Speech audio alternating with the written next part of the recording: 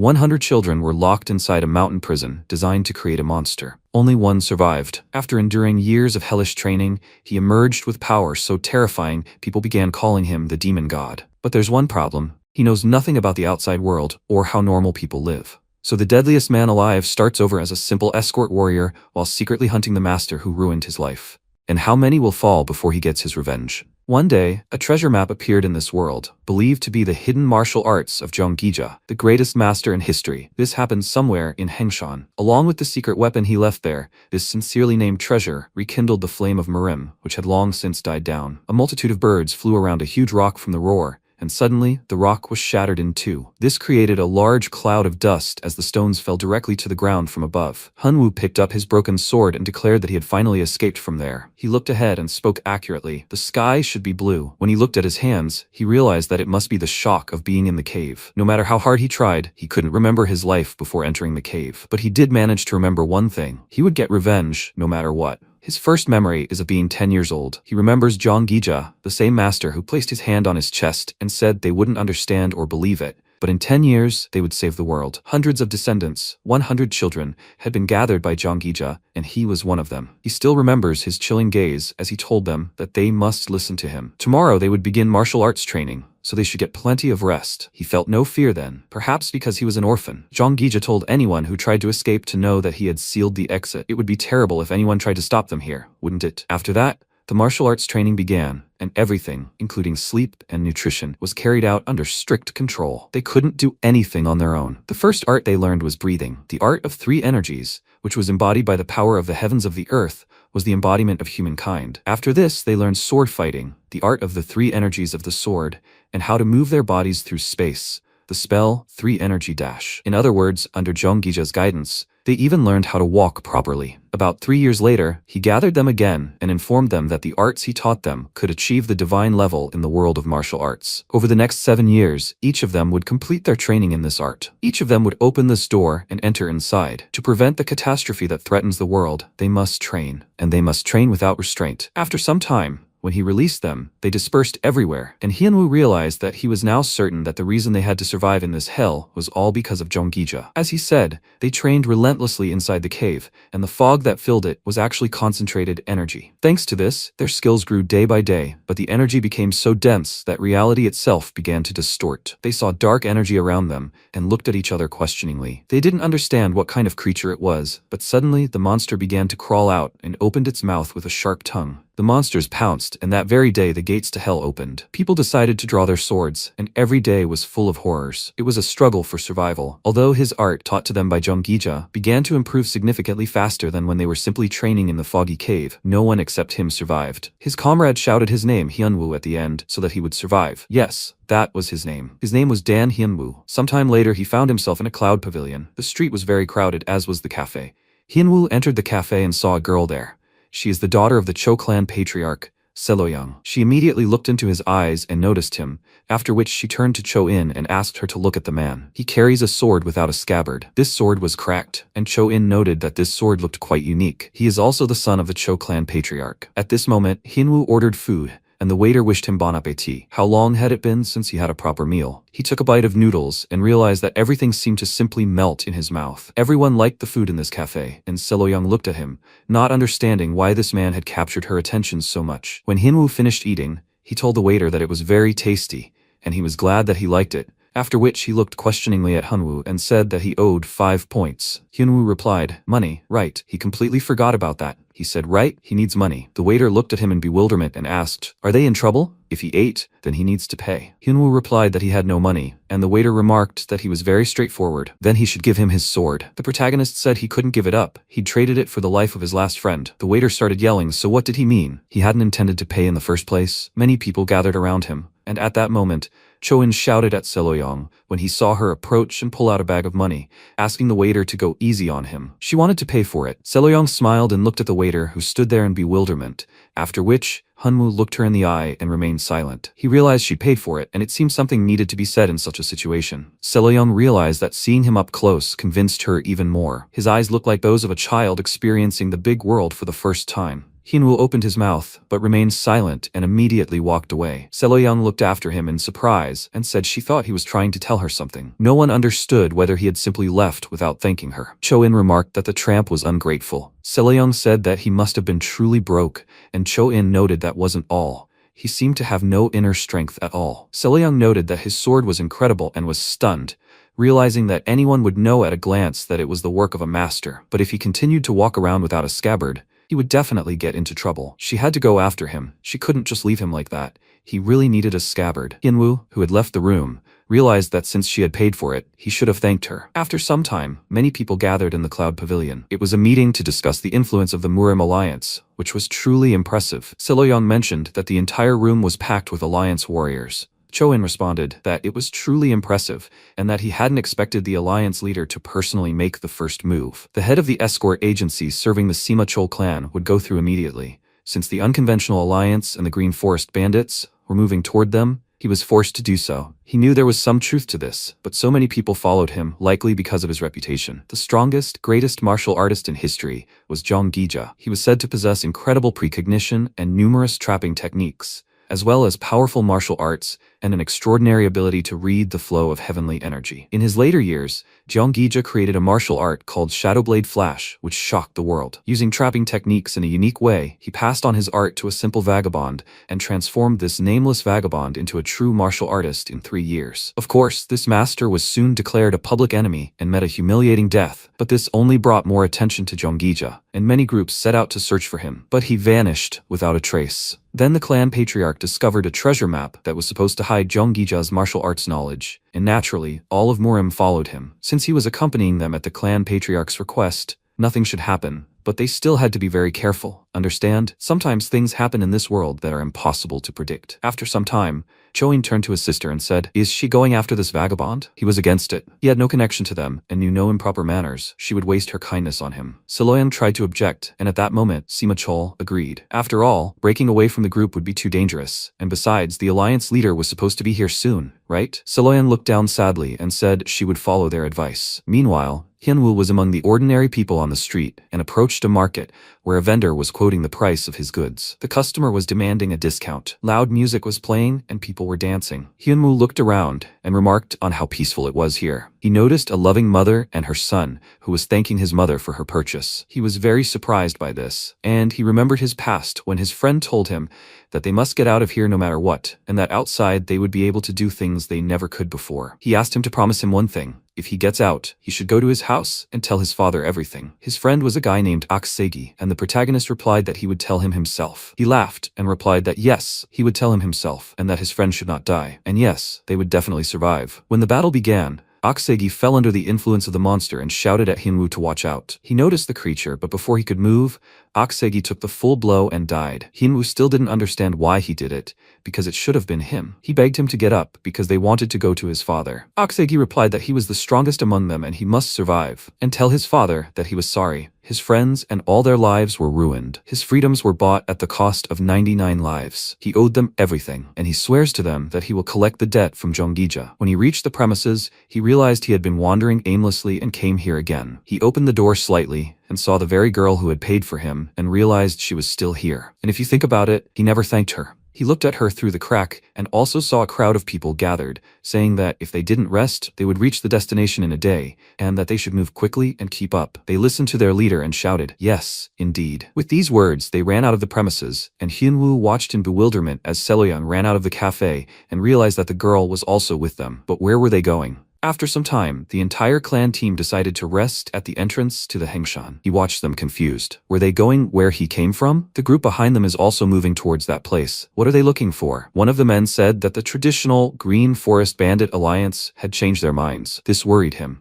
Times like these are always dangerous. His friend confirmed this thought and replied that they had learned that they were going in the opposite direction from their goal. The man said that everything would be fine and that they shouldn't worry so much. The leader of the alliance. It was the Chonchon Alliance advisor. Dako asked again, "Is this true?" Maybe his instincts had dulled. At that moment, Seloyoung breathed a sigh of relief and was approached by the deputy leader of the Rising Dragon Squad, Cholin of the Murim Alliance, who asked, "Madam, she seems tired. Maybe she should take a rest?" He could talk to the alliance leader about this. Choin defended her and said that there was no need, since he would take care of her himself, and that he should leave them alone. At that moment, their enemy approached them and said, "Here they are." He finally found them, the Miram Alliance. "They are hiding well, guys." It was a bloodthirsty demon, a bandit from the Green Forest, and the leader of a minor evil fortress. Chanshan addressed the warriors and told them to prepare themselves. They must be careful, as it seemed they had joined an unconventional alliance. Dako understood that the leader of the fortress, a blood demon, was a martial artist who would be difficult to deal with. They exclaimed, "Let these traditional freaks taste blood." At that moment, a frantic fight broke out between them, and many alliance members began to die. Blood spilled more and more frequently, and many guys were destroyed. When the bloodthirsty leader said that they had dealt with the little ones, he suddenly didn't have time to finish his sentence when Dako himself jumped into the fray. The bandit rejoiced and shouted, "It's Dako!" He leaped into the air to destroy his rival, and their swords clashed. At that moment, the bandits continued to destroy the ordinary guys defending their lands. Dako, with a trembling hand, held his sword, realizing there were too many of them. The bandit chuckled and said it wasn't easy for him, the leader of the alliance. This secret weapon left by Jonggija belonged to them. Hienwoo heard these words and realized they were talking about Jonggija. At that moment, one of the stones was cut, and Hienwoo rushed to attack his rival. Dako was stunned when he saw him and was surprised, but he came to their aid and attacked the bandits. Their blood also spilled, and they scattered in different directions after the incredibly powerful blows Hienwoo delivered. He looked at them with an ominous gaze, and all the alliance members were surprised by what was happening. Seloyang and Dako noticed this, and everyone else was stunned, speechless.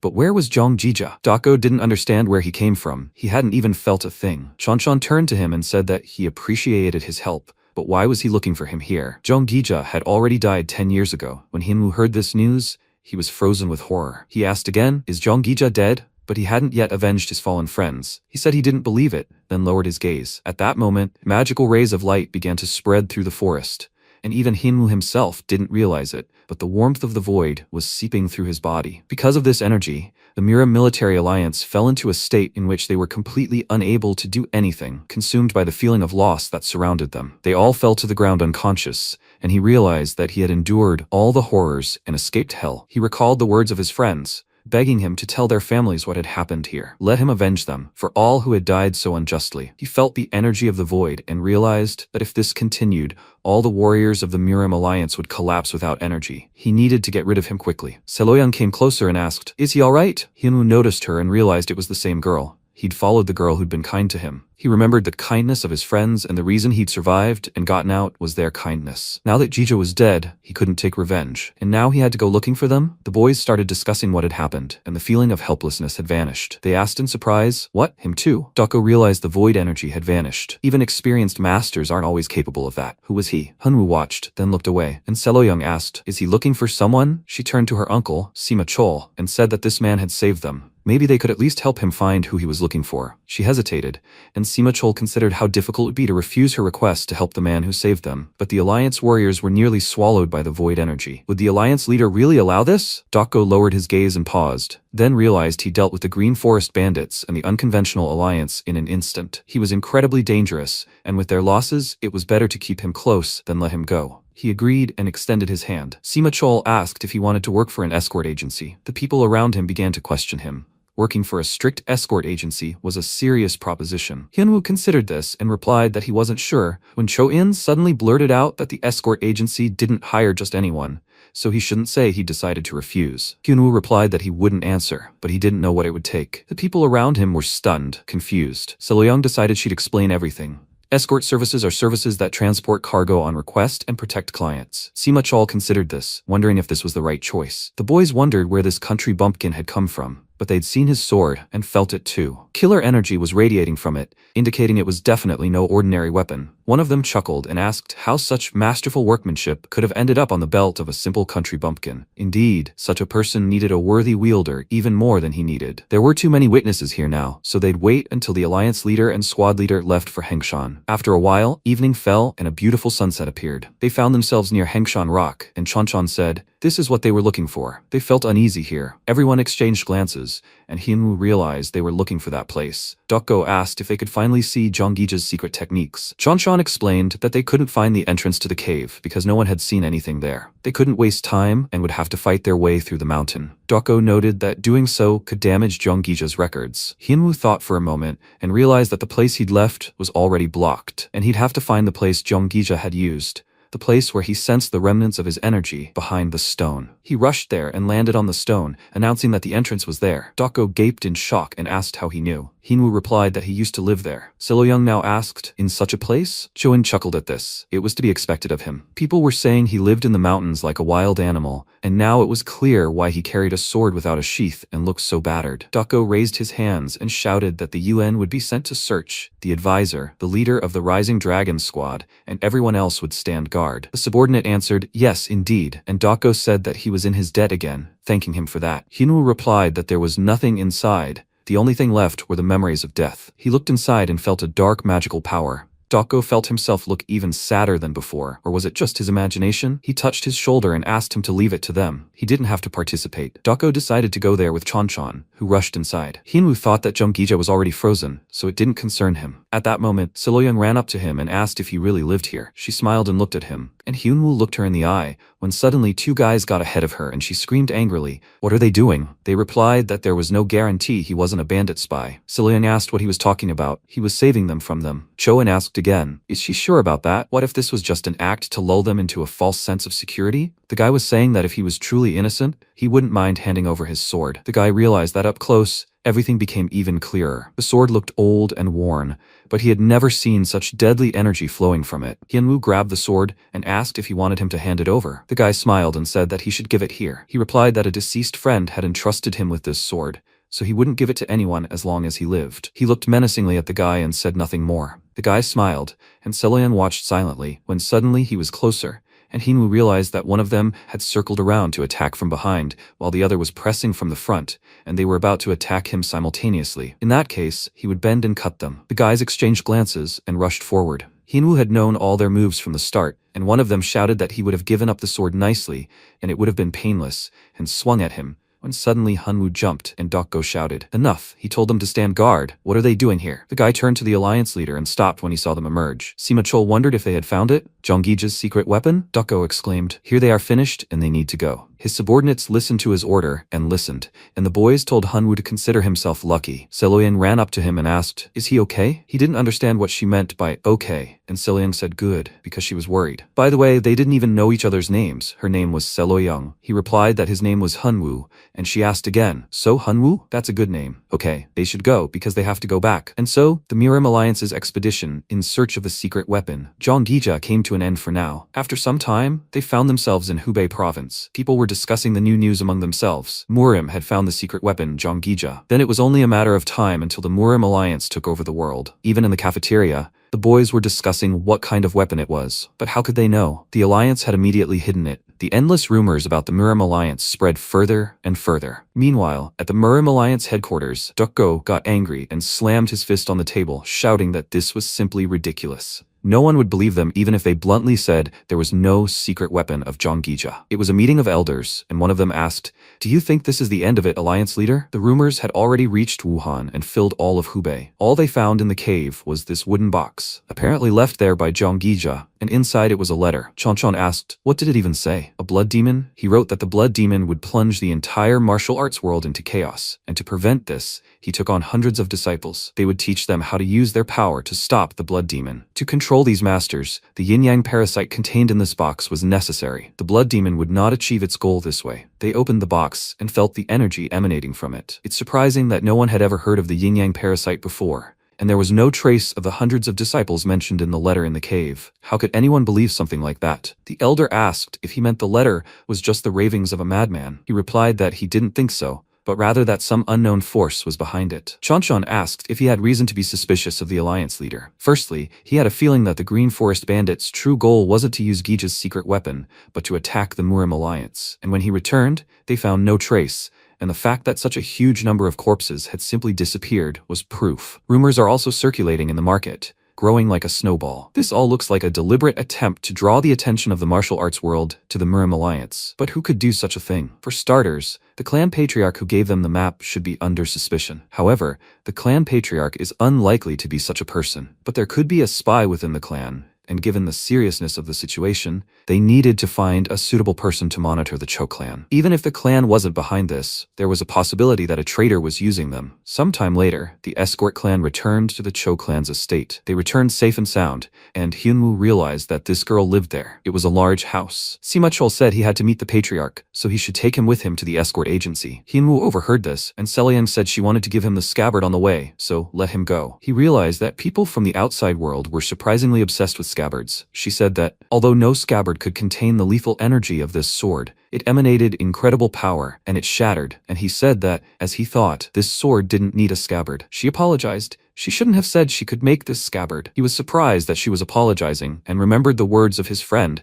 who had also apologized to him, and he had said the same thing back then. After all, he was the one dying, so why was he apologizing? What exactly do people apologize for? He told Selyang to never apologize to him again, because he didn't want to hear those words anymore. She was dumbfounded and replied that she understood everything, when suddenly Sima Chol shouted at him to come here right now. He immediately walked away from Selyang, and she didn't understand. Had she said something wrong? They arrived at the escort agency, and Sima Chol shouted at him to be careful and make sure nothing fell. He simply looked like a loader, a worker who carries things for the escort agency. He turned to his friend and shouted that he had a new loader here for him to take care of his training. The muscular man turned around and asked again, "So he's a newbie? Everything will be done, boss. Let him rely on him." Sima Chol realized this guy was being rude. Nothing bad could happen, right? He turned to Hyunwoo and wished him well in his studies. Hyunwoo didn't respond, and Sima Chol also wished him luck and waved. Cheongil smiled and said, "The boss himself may have brought him here, but he doesn't make exceptions. Every newbie deserves a lesson." What does he think about that? The other loaders weren't surprised by these words, as the head loader had resumed his work. He asked his name. Hyunwoo gave his name, and Cheongil asked again, "Why is he so brazen?" Hyunwoo replied that he saw his short arms and legs, and what a ridiculous build. Cheongil started yelling at him. What did he just say? Did he really want to die on his first day? Hyunwoo was surprised and confused. Is this a strong, hostile person? Should he stab him? Cheongil got angry when he realized he had a sword and shouted, "Where did he get the idea that a loader can carry swords? Let him give it here." Hyunwoo replied that he couldn't give it up, and a serious feud developed between them. Cheongil didn't understand what was happening to him. Seeing him smelled like death, he abruptly turned away and said that it was already late today and that they would end it there. Hyunwoo realized how many people wanted that sword, and the people around him were commenting on how Cheongil always acted tough, but he was scared of the newbie, and that served him right. Cheongil heard these words and turned around angrily, shouting, "Why are they staring? Isn't it time for them to go to bed?" The guys were frightened by his reaction and said that it was time to go, so they were getting ready. They had worked hard today and should go to bed. Hyunwoo looked around, and Cheongil told him to follow him, because their dorm was there. He knew that if it weren't for the sword, he would have killed him with one blow, and would definitely take revenge for this humiliation. The boys slept side by side in the dorm, and Cheongil rose abruptly, realizing he should have fallen asleep by now. Suddenly, he received a blow to the cheek as a column appeared in front of him, and he wondered where it came from. It turned out to be Hyunwoo's leg, and Cheongil screamed, "Why isn't he asleep?" Hyunwoo's eyes were closed, and he realized he was sleeping standing up. Then, he suddenly grabbed his sword, and Hyunwoo woke up. Cheongil instinctively froze, only for a moment, but in that moment, he felt true terror. Hyunwoo abruptly snatched the sword from his hands and struck him. He was like a herbivore facing a predator. Cheongil couldn't believe it, but he saw his death. It was just a misunderstanding, so let him spare him. After that, he fell to the floor, and Hyunwoo simply channeled his internal energy for self-defense, which is why he sleeps standing up. He always does this. But after spending so much time in the cave, he's gotten used to being constantly on guard, even during rest periods like lunch and naps. That's where the habit of sleeping standing, channeling his internal energy, came from. After some time, a new day dawned, and Hyunwoo woke up standing. He noticed Cheongil lying nearby and called him by name. Cheongil turned around abruptly and asked, "Is that him?" After that, he abruptly ran away in fright, and Hyunwoo didn't understand. His name was Cheongil, right? The guys around him started to get up because they had so much work to do.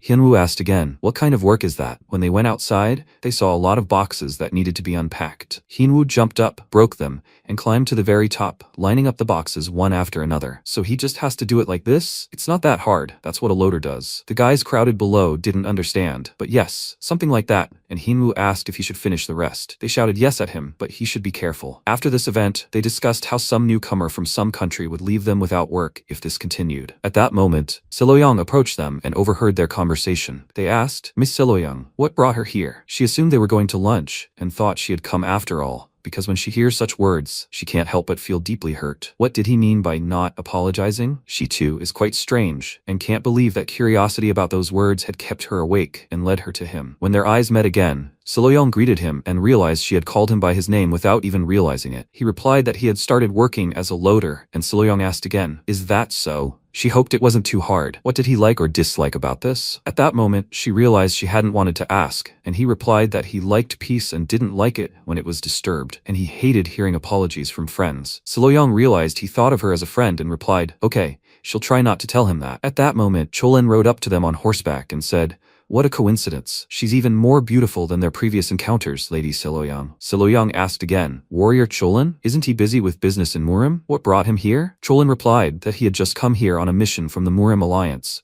They decided that the Birch escort needed support now. Opposite the peace Hinwoo desired stood the world of martial arts, ready to plunge into a bloody hurricane. 30 members of their Heavenly Guardian squad were wiped out, and a member of the squad apologized because they couldn't find the culprit. The Heavenly Guardian squad was powerful enough to easily deal with the Murim Alliance's Black Tortoise squad, but someone had wiped them out. Countless people were lifted into the air by magical powers, destroyed and bloodied. All of them, all defeated by just one person. So, Jonggija, so he created 100 such monsters? But even so, would they be able to stand against the Blood Demon himself? He would eagerly await this spectacle. The Alliance leader ordered a check of every person who was with the Murim Alliance, and they responded, "Yes, indeed. He must find the monster who destroyed his Heavenly Guardian squad." A new day began, and Seo-young looked confidently ahead. Cholin thought about her, thinking that every time he saw her, his breath was taken away. But he didn't understand why this guy was always with Lady Seo-young. Hyunwoo stared ahead silently, and Cholin chuckled. He was a loader with a sword. It was simply ridiculous. He shouldn't be handling something he couldn't handle. Seo-young realized that the Dragon Ascension squad had arrived as representatives of the Murim Alliance.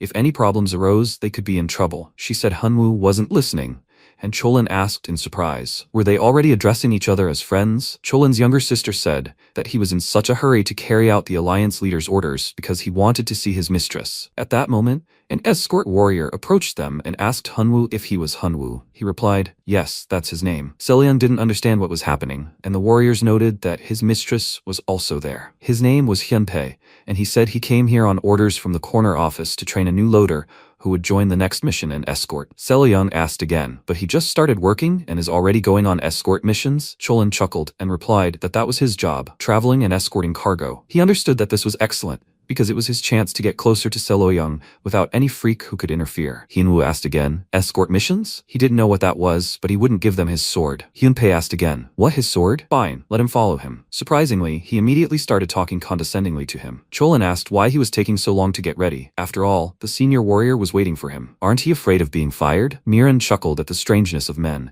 even the deputy leader acting like a child. But this man, he didn't even flinch at these provocations. Maybe his sword is not really for show? Seo-young asked Hyunwoo, where was he going? Did he really get offended and leave? Apparently, there's nothing special about him. Hyunwoo said he'd go after him, and Seo-young asked again. He replied that he didn't want to get fired and would go after him. Seo-young called him by name again and watched him go, but Hyunwoo didn't turn around. Some time ago, Sima Chol said that Chonggil would train him as a loader, and he should make sure Hyunwoo didn't cause trouble during the escort. They also needed to get rid of him quickly, before he got too close to Seo-young. Hyunpei asked again, but why should the boss coddle him? He's an adult, after all. Sima Chol replied that he'd understand when he saw him. At that moment, Hyunpei considered ignoring his manner of speech, since he lived alone in the mountains, but a loader with a sword was pretty strange. He asked, so, he's learning fencing? Hyunwoo replied that it was the art of the 3-energy sword. Hyunpei realized he was training because he wanted to become a warrior in the escort agency, and said that the 3-energy sword is the basis of martial arts. But in the real world, many techniques work much better. He abruptly pulled out his sword. Hyunwoo tensed, after which, Hyunpei asked him to show him his 3-energy sword skills. Hyunwoo asked again, did he mean to say he was going to kill him? Hyunpei asked in surprise, what do you mean, kill? He just wanted to test his strength in a friendly duel. Hyunwoo didn't understand what that meant because he was stronger than him, and Hyunpei asked again, what? How could that be? He had trained all his life, and Hyunwoo had barely picked up a sword, but he liked his confidence. He would show him how to become stronger. Hyunwoo extended his hand and asked if he should turn it harder. Hyunpei didn't understand what he was doing, and Hyunwoo replied that this was the first time he was trying not to kill someone. He needed to calculate everything. At that moment, Hyunpei was stunned by what he heard, and Hyunwoo replied, I'm ready. Now he won't have to kill him. Hyunpei said, so that's what the boss said. But good. He rushed into battle with Hyunwoo, who was confident in his thoughts, and understood how his attack would look. To avoid killing him, he needed to strike in front of him. At that moment, he abruptly pulled out his sword and pounced on his opponent, causing a bright pillar of light to pierce the sky between them. Hyunpei exclaimed in surprise and realized what it was. He was thrown aside. They need to check with every person who was with the Miram Alliance. When he opened his eyes, he realized he was lying down, and Hyunwoo asked again, "Did it hurt?" Hyunpei was surprised and asked, "What kind of technique is that?" He replied that it was the art of the three-energy sword, and the technique was called the Heavenly Storm. Hyunpei sat up and spoke, "But this doesn't look like the art of the three-energy sword at all." He wondered, "Heavenly Storm?" It really was like he was struck by lightning, and he didn't expect the guy to be a martial arts master. And did the bureau chief even know about it? Hyunwoo repeated that he was generally stronger than him. Hyunpei thought this was nonsense and reflected that he seemed as innocent as a child, yet possessed the strength of a true master. He would need to report this to the bureau chief, but first, he needed to teach this guy social etiquette so he wouldn't get into trouble with his techniques. He explained that he'd seen this for himself, so he'd teach him martial arts and offered him his hand. Hyunwoo smiled, and Hyunpei said that in a situation like this, he should offer his hand to a comrade and help him up. Hyunwoo understood and offered him his hand. That's how he settled into Hyunpei's home. Hyunpei was surprised that he slept standing up and asked if it was really true. Hyunwoo began to learn about the outside world, a skill he'd been honing over the years. When Hyunwoo went outside, he'd change right there, and Hyunpei would yell at him not to change outside, which made him feel embarrassed. As a result, Hyunwoo became a loader under Hyunpei's supervision and gradually began to open up to the world. Hyunpei exclaimed that taking off his pants was even more forbidden. Miran watched everything unfold, recalling Dokko's words, stating that their mission was to monitor the Cho clan patriarch's every move. They obeyed him but were surprised. Why? Dokko replied that if the patriarch was somehow connected to the Greenwood bandits who attacked them, they must find evidence. Did they understand him? Miran shouted, "Yes, sir. They are following the will of the alliance leader." She thought there was nothing suspicious here except this naked man. Suddenly, she looked up at Seloyoung and remarked that she had unusual taste. Seloyoung looked at Hyunwoo sheepishly and remarked that he had become a real member of the escort agency. A new day dawned sometime later, and Sima Chol informed his escort bureau subordinate that he must remember that the chief escort, Ma Yuk, was on a very important mission and that he must return home safely upon completion. The man replied, "Don't worry, the bureau chief, in the name of the escort bureau, they swear to return home safe." He shouted, "Okay, everyone, take your places and pay attention. Their escort mission begins right now." His subordinates rushed after him. Seloyoung, meanwhile, watched Hyunwoo from afar, and he realized that this was how his life had begun, along with his first escort. A few days earlier, at the Cho clan patriarch's headquarters, Cholin bowed and said they were the Rising Dragon Squad from the Miram Alliance, requesting a meeting with the Cho clan patriarch. Ilyun told a subordinate to let them in. He hoped the alliance leader was doing well. He then walked up to the table and pulled out a chair, telling the guests to sit down. After they began to take their seats, he added, "So he is the Dragon Blade, one of the twin dragons of the Rising Dragon Squad." Cholin introduced himself, and then Ilyun looked at Namgungjin and said, "And he, therefore, is the Dragon Sword." He remarked that he found him flattering. He also introduced himself. Then Miran approached the table and, introducing herself, added that she was the Dragon Blade's younger sister. Ilyun then thought, "Peng clan? They're the strongest martial arts clan in Hebei, aren't they? And the girl is beautiful and elegant. She'd make a great match for Cho-in." He then smiled and said that while they were here, he hoped they could help his children learn more about martial arts through shared experiences. He thought, yes, when young people interact on a daily basis, they become closer. This is a great opportunity. Then the boys shouted that they appreciated his hospitality, the patriarch of the Cho clan. After that, they began drinking. And Miran remembered Dokko saying, "Rising Dragon Troop, they should listen carefully." He's sending them to the Cho clan because he needs to know if there's a connection between the Green Forest bandits' attack in Hengshan and the patriarch of the Cho clan. They must find evidence and not forget their mission. After a while, everyone went outside, and Miran sighed and said that even though they were here on a mission, all he does is look at the patriarch's daughter. She'd been watching them for several days now, and she hadn't even glanced at him. She was only looking at that strange loader. Cholen, smiling, looked at her and told her not to worry about him. He'd heard he was going on an escort mission and would be gone for a couple of months. That would be enough time for him to win Soyoung's heart. Before leaving on their mission, they had a farewell dinner. The protagonist's entire attention was focused on the food in front of him. He tried a piece of meat and declared that there was nothing better than a cooked meal. For him, a cooked meal was the most exciting thing since leaving the cave. At that moment, Hyunpei sat before him and, smiling, said that he'd never seen anyone who treated a simple meal as an entire ritual. He should eat well. That would make the escort seem easier. After all, the ultimate destination of his travels was Sichuan. This is the homeland of the Tong clan, and this time the request came from one of the greatest clans in the martial arts world,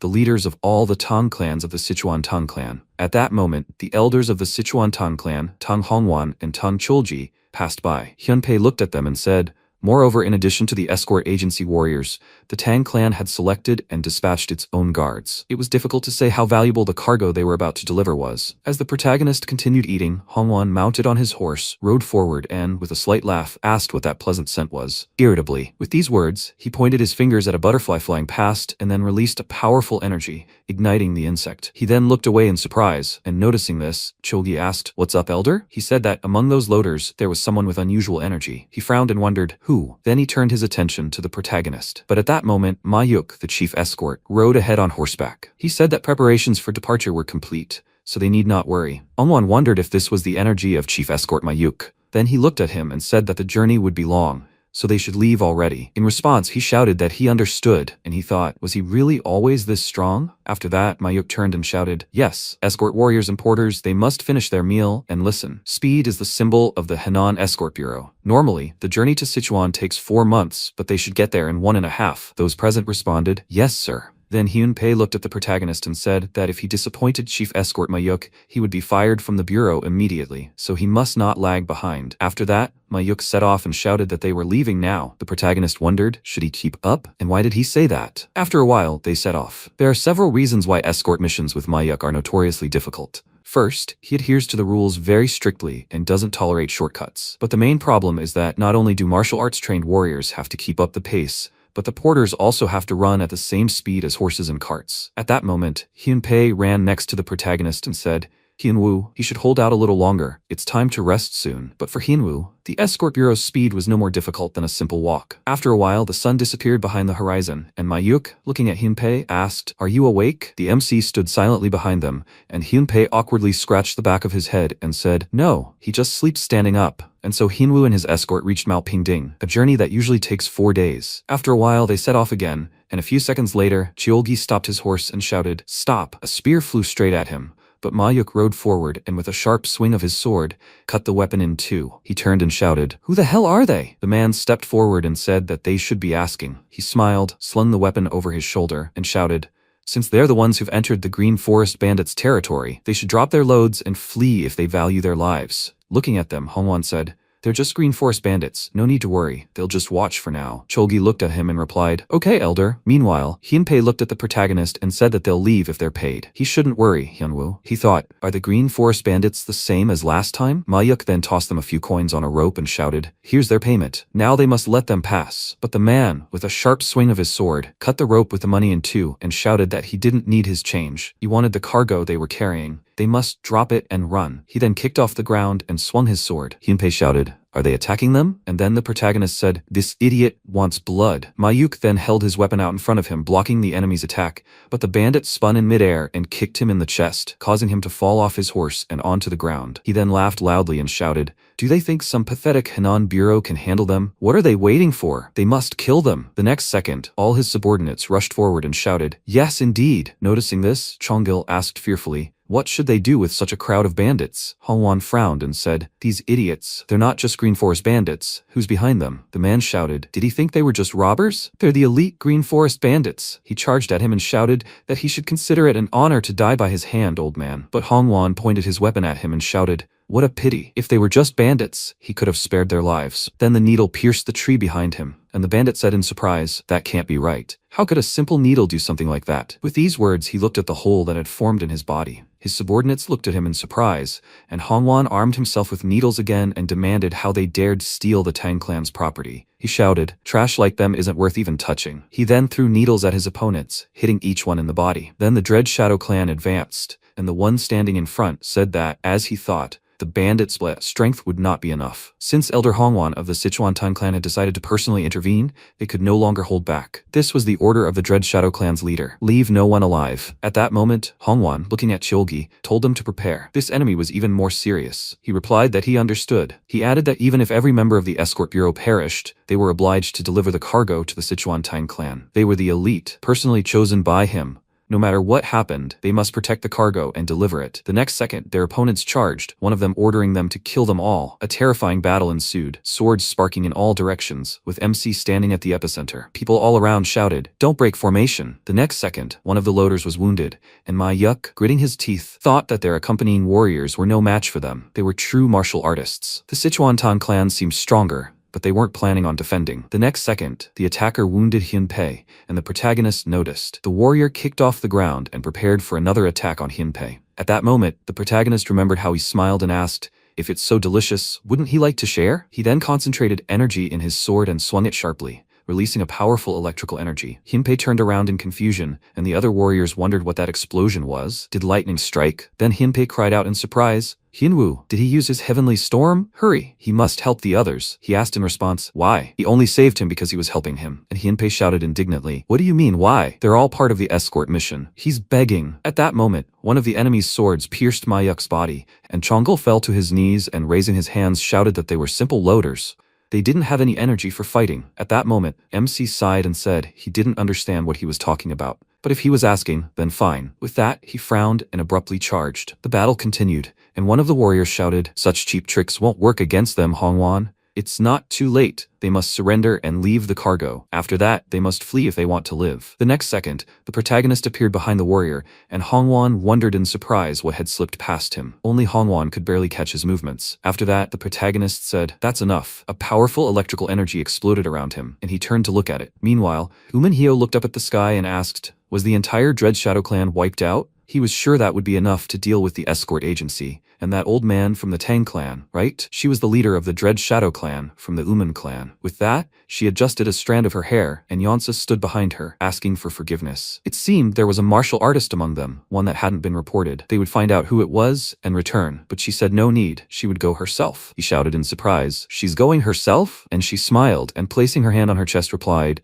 "Ah, yes, she wants to see that master in person." Although the Uman clan isn't among the 5 great clans, it's in no way inferior to them. They control a third of the world's trade and spread their influence through their considerable financial power. Secretly, the Uman clan received information from the Sichuan Tang clan through their spies. Uman Huang approached the railing and asked, "Have they discovered what they're hiding?" A subordinate stood behind him and said, "Yes, the Sichuan Tang clan has succeeded in producing thunder bombs. Together with the Hua clan, with the help of the Henan Escort Bureau, they are transporting 5 carts of cargo to the Sichuan clan headquarters." Wang turned slightly and smiling asked, "Does he mean to say that the Sichuan Tang clan has discovered the method for creating thunder bombs, which disappeared hundreds of years ago along with the Thunder Sect?" He was the patriarch of the Uman clan. He then added, "Together with the Hua clan. Even if they work together, he doesn't think they are capable of creating such a powerful thing." His subordinate replied, "In fact, the patriarch of the Hua clan is a distant descendant of the Thunder Sect." Huang handed a few seeds to the sparrow that flew in and said, "The descendants of the Thunder Sect have restored what was lost to the world. A whole 5 carts, if we recall the records of Thunder Bomb research, could wipe out several ordinary sects without even breaking a sweat. They must get them, and how to create them." With these words, he clutched the sparrow in his hand, and his subordinate said, "In fact, the young lady, having learned this, went after them with the Dread Shadow clan." Huang shouted indignantly, "What did he say? Where did she go?" He replied that by now she was most likely already at Mount Pingding. Thanks to Hunwoo's help, the escort bureau dealt with the attackers, but they lost almost all of their warriors. After some time, Cholgi said, only the escort chief, Mayuk, who was seriously wounded, and one warrior named Hunpei survived. Only a few terrified loaders remained with them. It would be difficult to complete the delivery under these conditions. They should leave Mount Pingding and contact another escort agency. Hongwan said no, they would have to trust them to the very end. Cholgi frowned and looked at him indignantly. But why? How could they trust this mission when they were in such dire condition? Wouldn't it be better to find new movers among the locals? With his celestial storm, they had nothing to fear. Then Hongwan looked at him and shouted, "What?" And he stood up and asked, "Uncle, has he finally completed learning the Tang clan's secret technique, the celestial storm?" He was congratulating him, but he could have at least hinted at it. He sighed in response and replied, "True. He barely noticed it himself, and they saw nothing at all. But it wasn't he who used the celestial storm against the attackers." He wondered, what, if it wasn't him, then who? Hongwan turned his gaze to the protagonist and said, if his eyes weren't deceiving him, it was that sword-wielding porter, Hyunwoo. He then approached him and asked what sect he belonged to. The protagonist was surprised. Sect? What did that mean?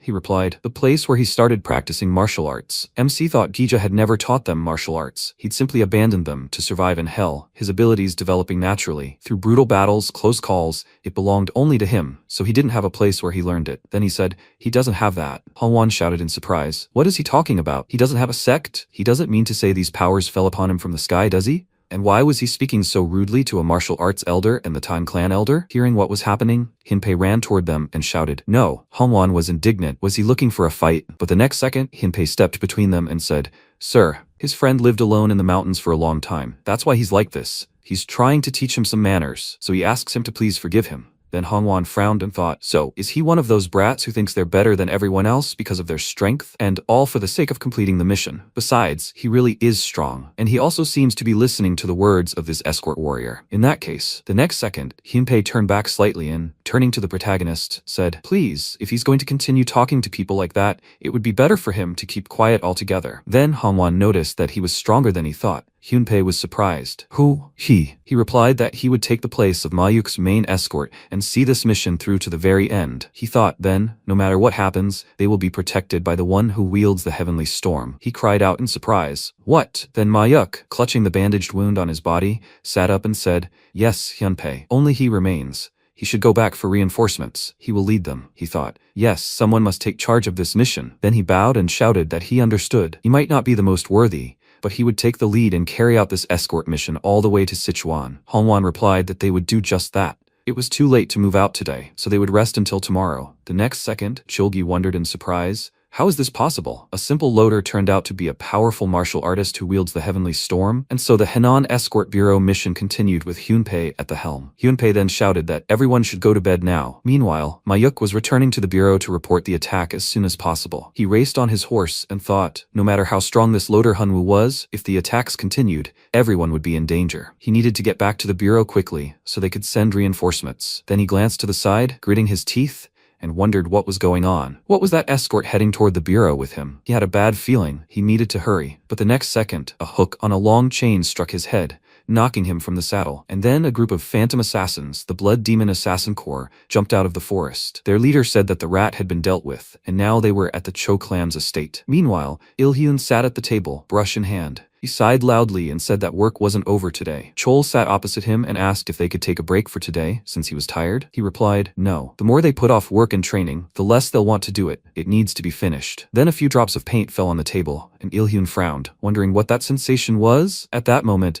the warriors standing guard were attacked by ghostly assassins. One of the warriors shouted, idiot, who the hell is he? Before he could finish speaking, a sharp sword pierced his body. The survivors screamed. They were under attack. They needed to grab their weapons and defend themselves. At that moment, Il-hyun rose from the table and thought he knew it. One of the ghostly assassins said they were at the Cho clan's estate. They must kill everyone. No one must be left alive. They continued to advance, and Chol, grabbing his weapons, shouted, how dare they attack the Cho clan? But the next second, Il-hyun shouted, headmaster, he must wait. He turned and shouted, patriarch, is something wrong? He replied, the killing intent he felt seemed strange. That is to say, he didn't think they could easily resolve this situation, even if he joined the fight. At that moment, a bloody battle continued outside, and Il-hyun said, so he needs to go elsewhere now. A few seconds later, Chol ran to the room and, grabbing the door, shouted, it's urgent. He's coming in. Sol-young turned around in surprise and asked, what? And he shouted, Sol-young, they need to get out of here quickly. She needs to take her things and they'll leave. She became wary and asked, what's going on? Where's her father? Meanwhile, the fighting continued in the clan. The clan members were screaming. No, they were begging for help,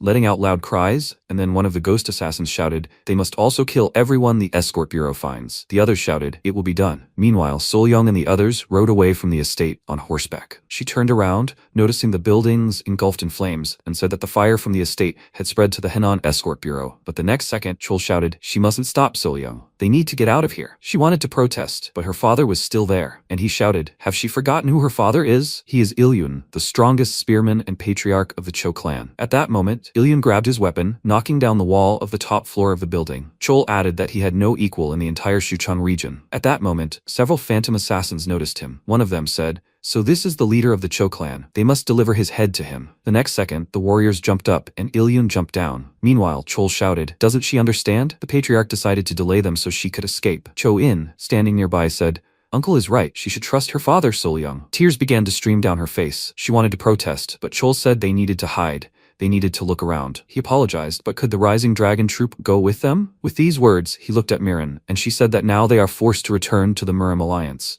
Cholin, hearing these words, was indignant. What? Is she even hearing what she is saying? And she looked at him and asked, didn't he understand anything? Even after seeing their martial arts skills? They must report this to the Murim alliance as soon as possible. The man agreed, and Cholin added, but they will soon set out in pursuit. What should they do? Cholin frowned and thought, if they don't help them, then only one thing comes to mind. The one who defeated all the Green Forest bandits in Hengshan, that loader. Then he said that they will look for another way. He will pray for their safety. He turned, looking at Sol-young, and suggested that they hurry too. They must catch up with the escort mission to Sichuan, and Solyong thought, exactly. If they reach Hyunwoo, he can handle all of this easily. Until then, he must take care of himself, father. Afterwards, they set out, and at the clan's estate, the phantom assassins were wiping their swords of bodily fluids. Ilyun knelt down, closing one eye as he gripped his spear and asked, "Who the hell are they? Why were they attacking the Cho clan's estate?" In response, the blood demon laughed loudly and asked, "Do you want to know the reason before you die?" Ilyun ordered him to show himself, and he pointed his long arm at him, and Ilyun asked, "Why is he alive?" And he replied, "No, he'd discarded that name." After a while, he sat in the ruins and, laughing, said, "Just yesterday, this mountain of ash was the Cho clan's estate. They did a great job, his phantom assassins. Where were they going?" One of his subordinates said they were pursuing the escaped members of the Cho clan, but he still didn't understand why. He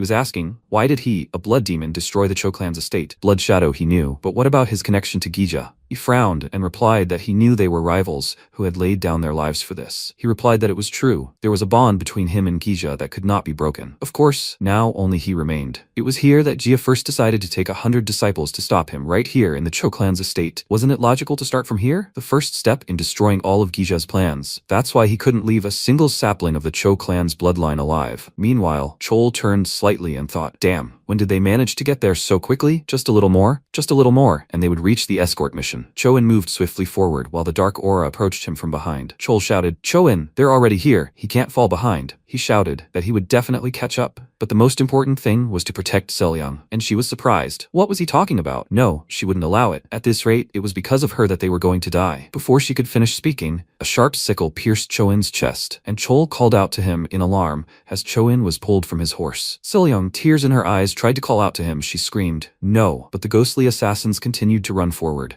One of them approached Solyong and swinging his weapon, shouted, "Gotcha!" She jerked to the side, causing her horse to fall to the ground with her. Chol reached out to her and called out to her. A tear trickled down his face, and he thought he simply wanted to protect her. And Solyong thought, since they had caught up even here, did that mean her father was dead? No, not if Choin and her father were both dead. Then one of the phantom assassins said he couldn't believe they forced him to pursue them so far. He could only praise their escape skills. With these words, he pointed his weapon, full of energy, at Solyong, then swung it back, adding that there was nowhere else to run. At that moment, Sil frowned, continuing to cry loudly. She thought, "I don't want to die, someone." She began to cry for help. The next second, a powerful electric attack flew past, destroying the attacker's sword. She looked ahead in surprise and asked, "Hyunwoo?" He stood before her, frowning at the enemy, and said he heard her call. Not long before, the escorts continued on their way, and the protagonist walked in formation, and then heard Solyong's voice, pleading for salvation. Ginpei, noticing his changed face, asked, "What happened, Hyunwoo?" He said he'd be back soon, and he shouted in surprise, "Back!" Where was he going? But the next second, he was already gone, and Himpyo continued calling for him. MC resolutely rushed forward and thought he definitely heard her calling him. At that moment, the phantom assassin swung his sword and said, "Farewell, last member of the Cho clan." Solyong begged for salvation, and the protagonist unleashed an electric attack. The attacker was surprised. What? His sword broke. The other phantom assassins were surprised. Who the hell is this? Then Chol said, "Hyunwoo, please, he must take care of Solyong for him." She looked at him with tears in her eyes and said, "Uncle." He said, "That's all he asks." At that moment, one of the phantom assassins shouted, "I don't care who he is. One body more, one less, kill him." They charged, and at that moment, the protagonist placed his hand on Solyong and released energy. She was surprised. What was happening? The moment his hand touched her head, all the fear and fatigue accumulated in her body began to melt away like snow. Then the protagonist told her to wipe away her tears. It would all be over soon. At that moment, the attackers were already behind him, but he abruptly turned and began attacking everyone in his path. The assassins were surprised. What kind of martial art was this? He had never seen anything like it. Lightning pulses flew in all directions, and Solyong watched in amazement and thought, almost 24 assassins instantly turned to ash. If she had such power, could she protect her clan? At that moment, the protagonist sheathed his sword. After a while, Solyong placed her hands on the ground and said that she would return soon. She promised she would bury them in a more suitable place. She looked down and asked, "Hyunwoo, what should she do? How could she live alone without her father and brother?" He thought, alone. He too had survived hell alone and made it to this world. She had been the first to offer him a helping hand. He should thank her. Then he told her to live and thank those who made it possible. She should live the way she wanted. She thought, how would she want to? And then she said she wanted to join the escort too. Then, surprised, she felt the protagonist grab her hand. He said that in that case, they should go. She needed to hold on tight. She asked, "What?" But the very next second, the MC pushed off the ground and rushed forward, pulling Solyong along with him. She thought, this isn't just some artificial movement, as if they were flying. They were flying through the clouds. Maybe that's why her tears were blown away by the wind. Hyunwoo simply flew into the sky, and holding Solyong, moved forward. But this gave Solyong a peace that no words could provide. Solyong thought, such skill and movement. The feeling that they were just on a stroll. He really is incredible, and yet here he was considered a strong martial artist. Uncle couldn't handle the assassins. He turned them to ashes in the blink of an eye. Then she asked why he was so strong. There was almost no age difference between them. He replied, "This is what happens when you spend a long time on the brink of death." She wondered who he fought. He replied, "Monsters." She asked, "Was he talking about demons?" He replied, "You could say that." She asked if he could tell her more about them. He silently looked away and considered telling her about hell. He would have to tell her about how he climbed a mountain of 99 bodies of his dead friends to get to him, Gija. But it turned out he was already dead, and he couldn't take revenge. Then he said he'd tell her another time. The place Hinwoo and Sol-young had been moving towards without stopping was the last escort mission for the Hainan Bureau. They arrived at the right place, and Hinpei, seeing Sol-young, asked in surprise, "Miss Cho?" She looked at him and shouted, "Hinpei," he asked. "Where did she come from?" And there Hinwoo learned some unexpected news. Hinpei said frankly he didn't think Gija was dead. The protagonist asked, does he mean Gija might be alive? In the present, Hinpei asked, have the Cho clan's estate and the Henan Escort Bureau been destroyed? The loaders began to worry about what would happen to them next. His colleague said, "What do you think? They'd look for new jobs somewhere." After that, Sol-young looked at the others and said she apologized for breaking the news in the middle of an escort mission. But Han Pyo held out his hand and said it was fine. She should be in the most pain right now. He frowned and, looking away, thought that morale, already shaken after the attack,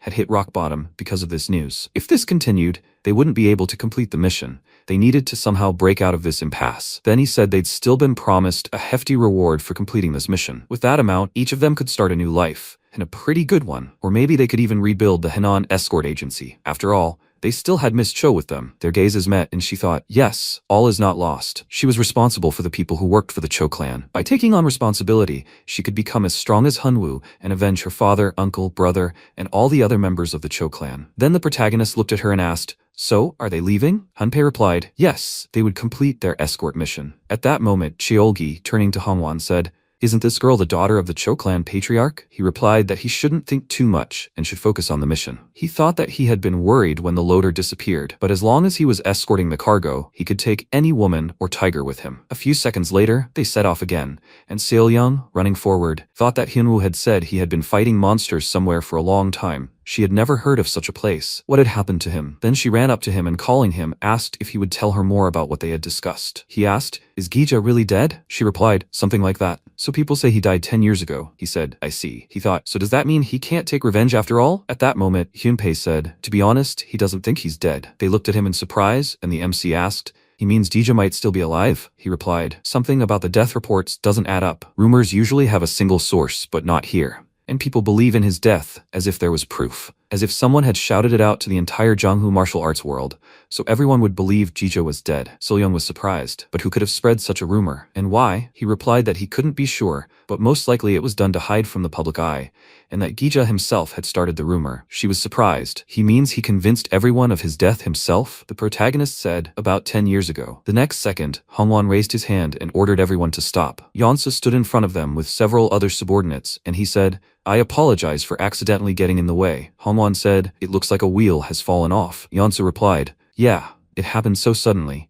It looks like it can't be fixed, and they'll have to abandon the carriage." He apologized, but would they agree to take their young mistress with them? Hongwan frowned and thought, judging by the markings on the carriage, they were from the Uman clan. Given the attack, one would assume that information about the cargo had already leaked out, and he was supposed to believe that an Uman carriage had accidentally ended up in their path. Then he said he apologized. Nothing would come of it. But the very next second, Hyo emerged from the carriage and, adjusting a strand of hair, said that she was late for the introduction. Her name was Hyo. She was the daughter of the Uman patriarch. The boys looked at her in surprise, admiring her and saying, "Oh my god, this is that incomparable beauty. Could anyone be so beautiful?" MC thought, so noisy. Then Hyo took a few steps forward, and then jumped into the air. The moment Hyo showed up to the escort mission, everyone's jaws dropped, as if they'd been enchanted. So much so that all they could think of was beauty conquering kingdoms. For a moment, even Hongwan couldn't focus on anything but her beauty. Meanwhile, Hyo settled onto the cart with the cargo, landing softly as a butterfly. Sol-young looked at her and said, "But let someone sit on the cart with the mission's cargo." Hyunpyo said that was definitely forbidden. And then Hongwan blushed with embarrassment and said that, since her carriage was broken, she could go with them, but only as far as the nearest village. Hyunpei looked at him in surprise and thought, what? She even bewitched him? Then Hyo smiled and, thanking them, asked them to take care of her along the way. The delighted men agreed. Hyunpei thought, is it the same with them? Then Hongwan said, "This is a cart. This one is carrying cargo. Why doesn't she move closer?" Hyo said no, she's being helped, so she'll stay with the cargo. Hongwan frowned, looked at the protagonist and thought, well, as long as the loader protects the cart, the cargo should be safe. Then he rode forward and said they were on their way. The next second, Hyo used a whispering technique and conveyed that it was good that the old man had agreed so easily, but just in case, from now on, they would communicate using the purest whispering technique. Yeonsa replied, "Understood," she added after checking. It was clear there was only one warrior and 30 loaders here. And how could she not notice? She doesn't see any martial artists here, except for that old man Hongwon. Hyo wondered if, with such a weak guard, they were transporting 5 carts loaded with thunder bombs. Thunder bombs and heavenly lightning were explosive substances created by Thunder Sect. The bombs were so powerful that they could wipe out several sects without a trace. With this pair of explosive devices, Thunder Sect's influence grew with each passing day. But ironically, it was these very weapons that led to the sect's destruction. After which, Thunder Sect disappeared for hundreds of years. So where did the method for creating thunder bombs come from again? Hyo thought that the Dread Shadow clan had been completely destroyed. She thought they used thunder bombs, but there was no evidence of this. Then, who could have stopped or even completely destroyed the Dread Shadow clan? With these thoughts, she turned her gaze to the protagonist and thought, from his clothes, it was clear that he was a loader. But why did he have a sword? He doesn't look like a martial artist. There's nothing special about him. So why does he attract her attention? She frowned, continuing to stare at him, and then was surprised. Wait a minute. He hasn't looked at her even once since the beginning. How is that possible with her beauty? Are there really men in this world who aren't interested in Hyo? Impossible. Then she said, "Hey, Mr. Loader." Hyunwoo looked at her because he was the only loader nearby. But as soon as she saw Hyunwoo's eyes, she immediately froze in shock because she had never seen such a look in her life. A complete lack of interest. She frowned and thought, is this what humiliation feels like? She immediately wanted to smash his stupid head in. Well, what's his name, Hyunwoo? One way or another, she would make him kneel before her. After a while, Hyunpa shouted, "They will rest here tonight." The others replied, "Yes, sir." Everyone took their positions on the ground, and the protagonist remained standing near the bushes. Then Solyong approached him, holding a bowl in her hands, and thought, so he was here. She told him to have dinner, Hyunwoo. Here's meat soup. But the next second Hyo rushed past her. She stopped next to the protagonist's ear and said, "Hey, Mr. Loader, he should go into the forest with her for a minute. She will tell him anything he wants. Of course, if he can catch up with her." With these words, she abruptly rushed forward and thought, if the loader has a sword, then he is interested in martial arts. Should she lure him to the Umun martial arts clan? He won't be disappointed with her movement skills, right? Then she said, if he is one of those, he will be justifiably surprised. The next second, he was right next to her face, and she wondered in surprise, how did he end up right in front of her? The next second, Yeonsa shouted, "It's Lady Umun." After him, "Kumsa, Unsa." They ran after him and shouted, "Yes, sir." Then Solyong asked, "Hyunwoo?" At that moment, Hyo thought, even in the Umun clan, not everyone can master the art of movement, like an ordinary mover. She frowned and asked, "Who is he?" In response, the protagonist gave his name and said that he wanted to know where Jija was. She had to tell him quickly. His meat soup was getting cold. She said that she didn't know where Jija was either. What did that mean? After that,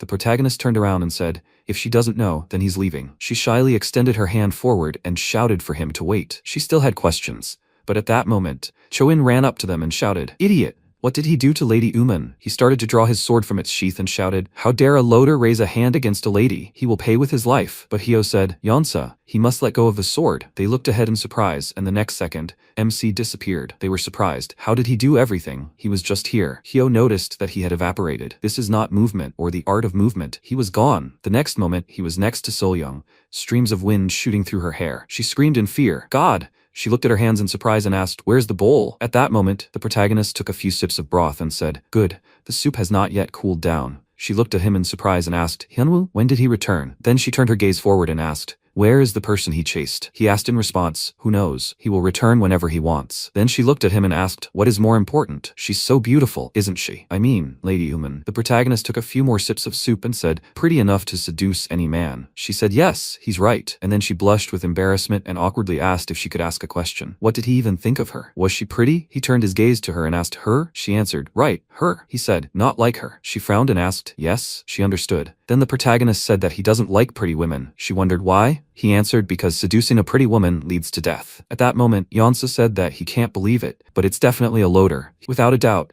he is the martial artist who destroyed the Dread Shadow clan. Hyo said that if that's the case, they need to keep a closer eye on him. They don't know anything about him yet. Nothing except that his name is Hyunwoo. What kind of person is he? The Henan Agency escort mission in Sichuan was nearing its end before they knew it. They continued running forward, and Solyong wondered what he had meant last night. Seducing a pretty woman leads to death? What had happened in Hyunwoo's life that he thought that? Then Hyunpei ran up to her and called out to her. She asked, "Yes?" He said she better be careful now, and the closer they got to the target, the more terrifying the atmosphere became. The sense of danger never failed. Hyunpei, Hongwon, and Cholgi felt it even more acutely. Hongwon frowned and thought that tomorrow they would arrive at clan's headquarters. If there was any danger left, it would be the Black Viper sect. The Black Viper sect, a sect that had grown rapidly over the past 10 years, establishing itself as the only force in Sichuan that could threaten the Tang clan. He thought he couldn't believe it. Did the information leak from the Tang clan itself? At that moment, Soyoung ran after the protagonist and told Hunwoo. Hunpei said there might be an ambush, so he should prepare. Before she could finish speaking, he said about 100 people. She was surprised. Huh? And Hunpei, looking at him,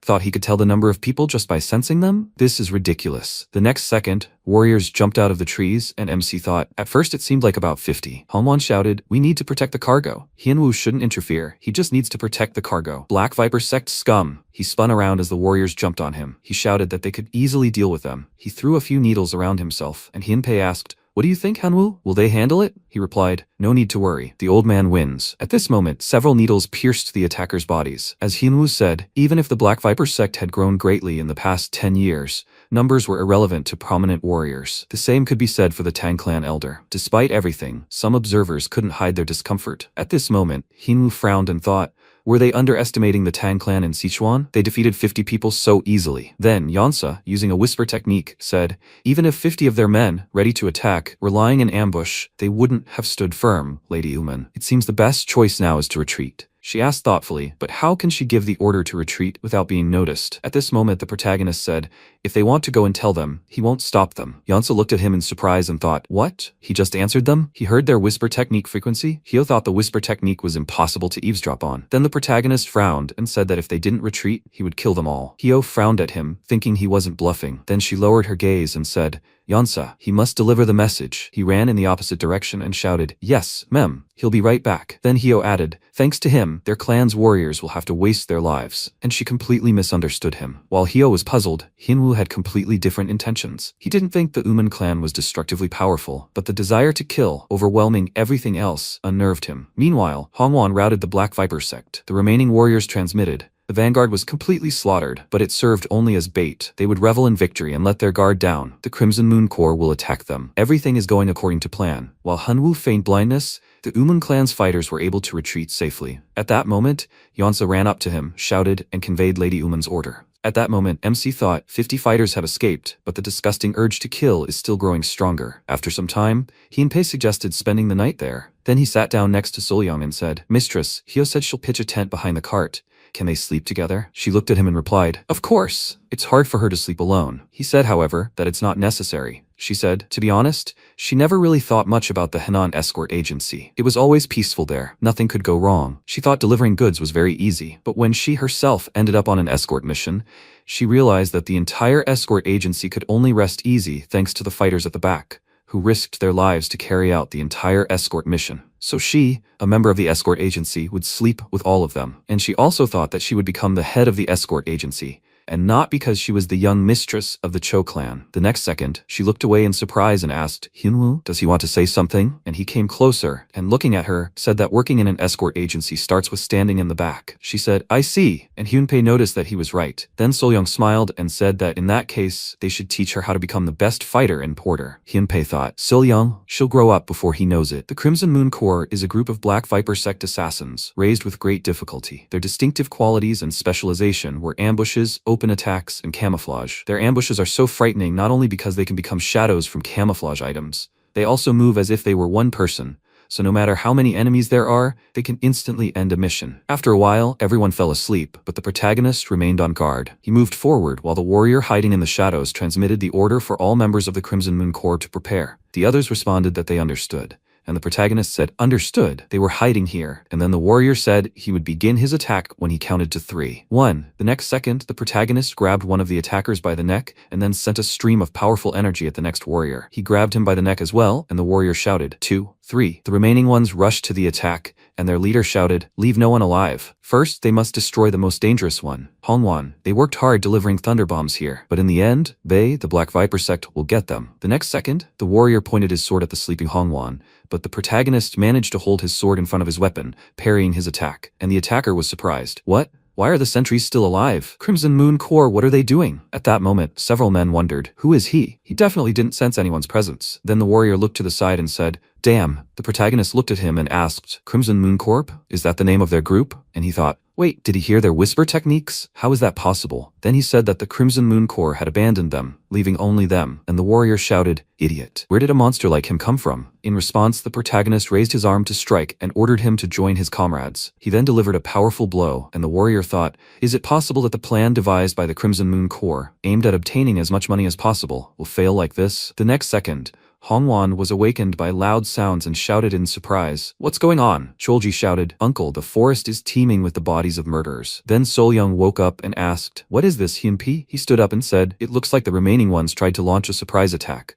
And she shouted, what, are the guards okay? He answered, that's right, only the enemies are dead. Fortunately, Hyunwoo took the first step. Then she looked at the protagonist and thought he had protected them again. Hyo then said that she thought he should be grateful, but nothing of the sort. He was impossible to understand. The escort group avoided serious trouble thanks to Hyunwoo. They continued on their way without encountering another group, finally reaching their destination, Sichuan province, in one piece. Sometime later, running into the city, a man said that as soon as they entered the Chengdu road, their dangerous escort mission would be completed. The man running behind him added, to hell with it. Finally, he'll be able to eat soon. Then Sol-young said, by the way, Hyo asked, what's wrong? She looked at her and asked, didn't she say she should break away when they approached Chengdu? They were already there. She replied that she shouldn't worry, she'd leave when the time came. Sol-young replied, okay. Hyo watched her go, thinking, little brat. At that moment, Hyunpei caught up with the protagonist and said, Hyunwoo, he'll be very busy when he gets to the Tang clan. He responded by saying he didn't understand him. He said, he forgot again that he doesn't understand jokes. He should forget, actually. The Ak clan is not far from the Tang clan. He was talking about the friend who insists he join the Ak clan, right? He was dear to him,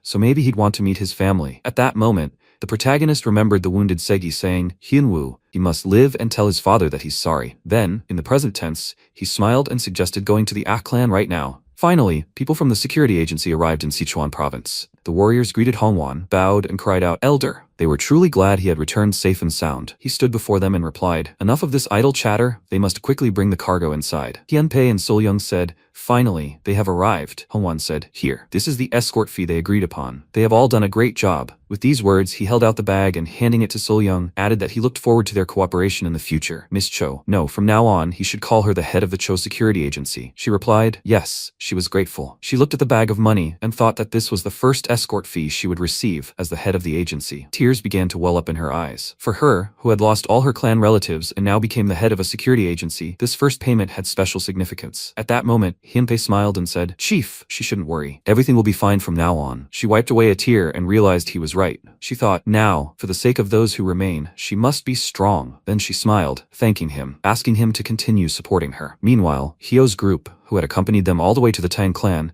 Yansa stepped forward and said, it's a pity they never managed to obtain the thunder bombs. Perhaps in this situation, it would be better for him to return. Hyo stepped forward and told him to forget about the thunder bombs. If they had reappeared in the world, the main family estate would surely know about it. At that moment, one of the workers shouted, be careful with the cargo. This item was obtained at the cost of countless sacrifices. Hyo frowned and added, there has never been a time when the Uman clan wanted something and couldn't get it. No matter the cost, she'll get it. Then she turned and added, right now, what she wants most is this man. With these words, she looked at the protagonist. After returning to the Tang clan, Hyunwoo's interest was growing not only among the Uman clan, but also among everyone who owed him their lives. People were looking at this incredibly powerful martial artist through the prism of their own feelings. As for Hyunwoo himself, at that moment, he remembered Hyunpei's words. Then Hongwan approached Hyunpei and remarked that he had truly done a great job. If he wanted, he could rest at the Tang clan for a few days. He bowed and replied, no, he doesn't want to bother your masters. It's personal for them, but there is a place he and Hyunwoo must go. Then he looked up in surprise, noticing MC leaping onto the rooftop with a single leap.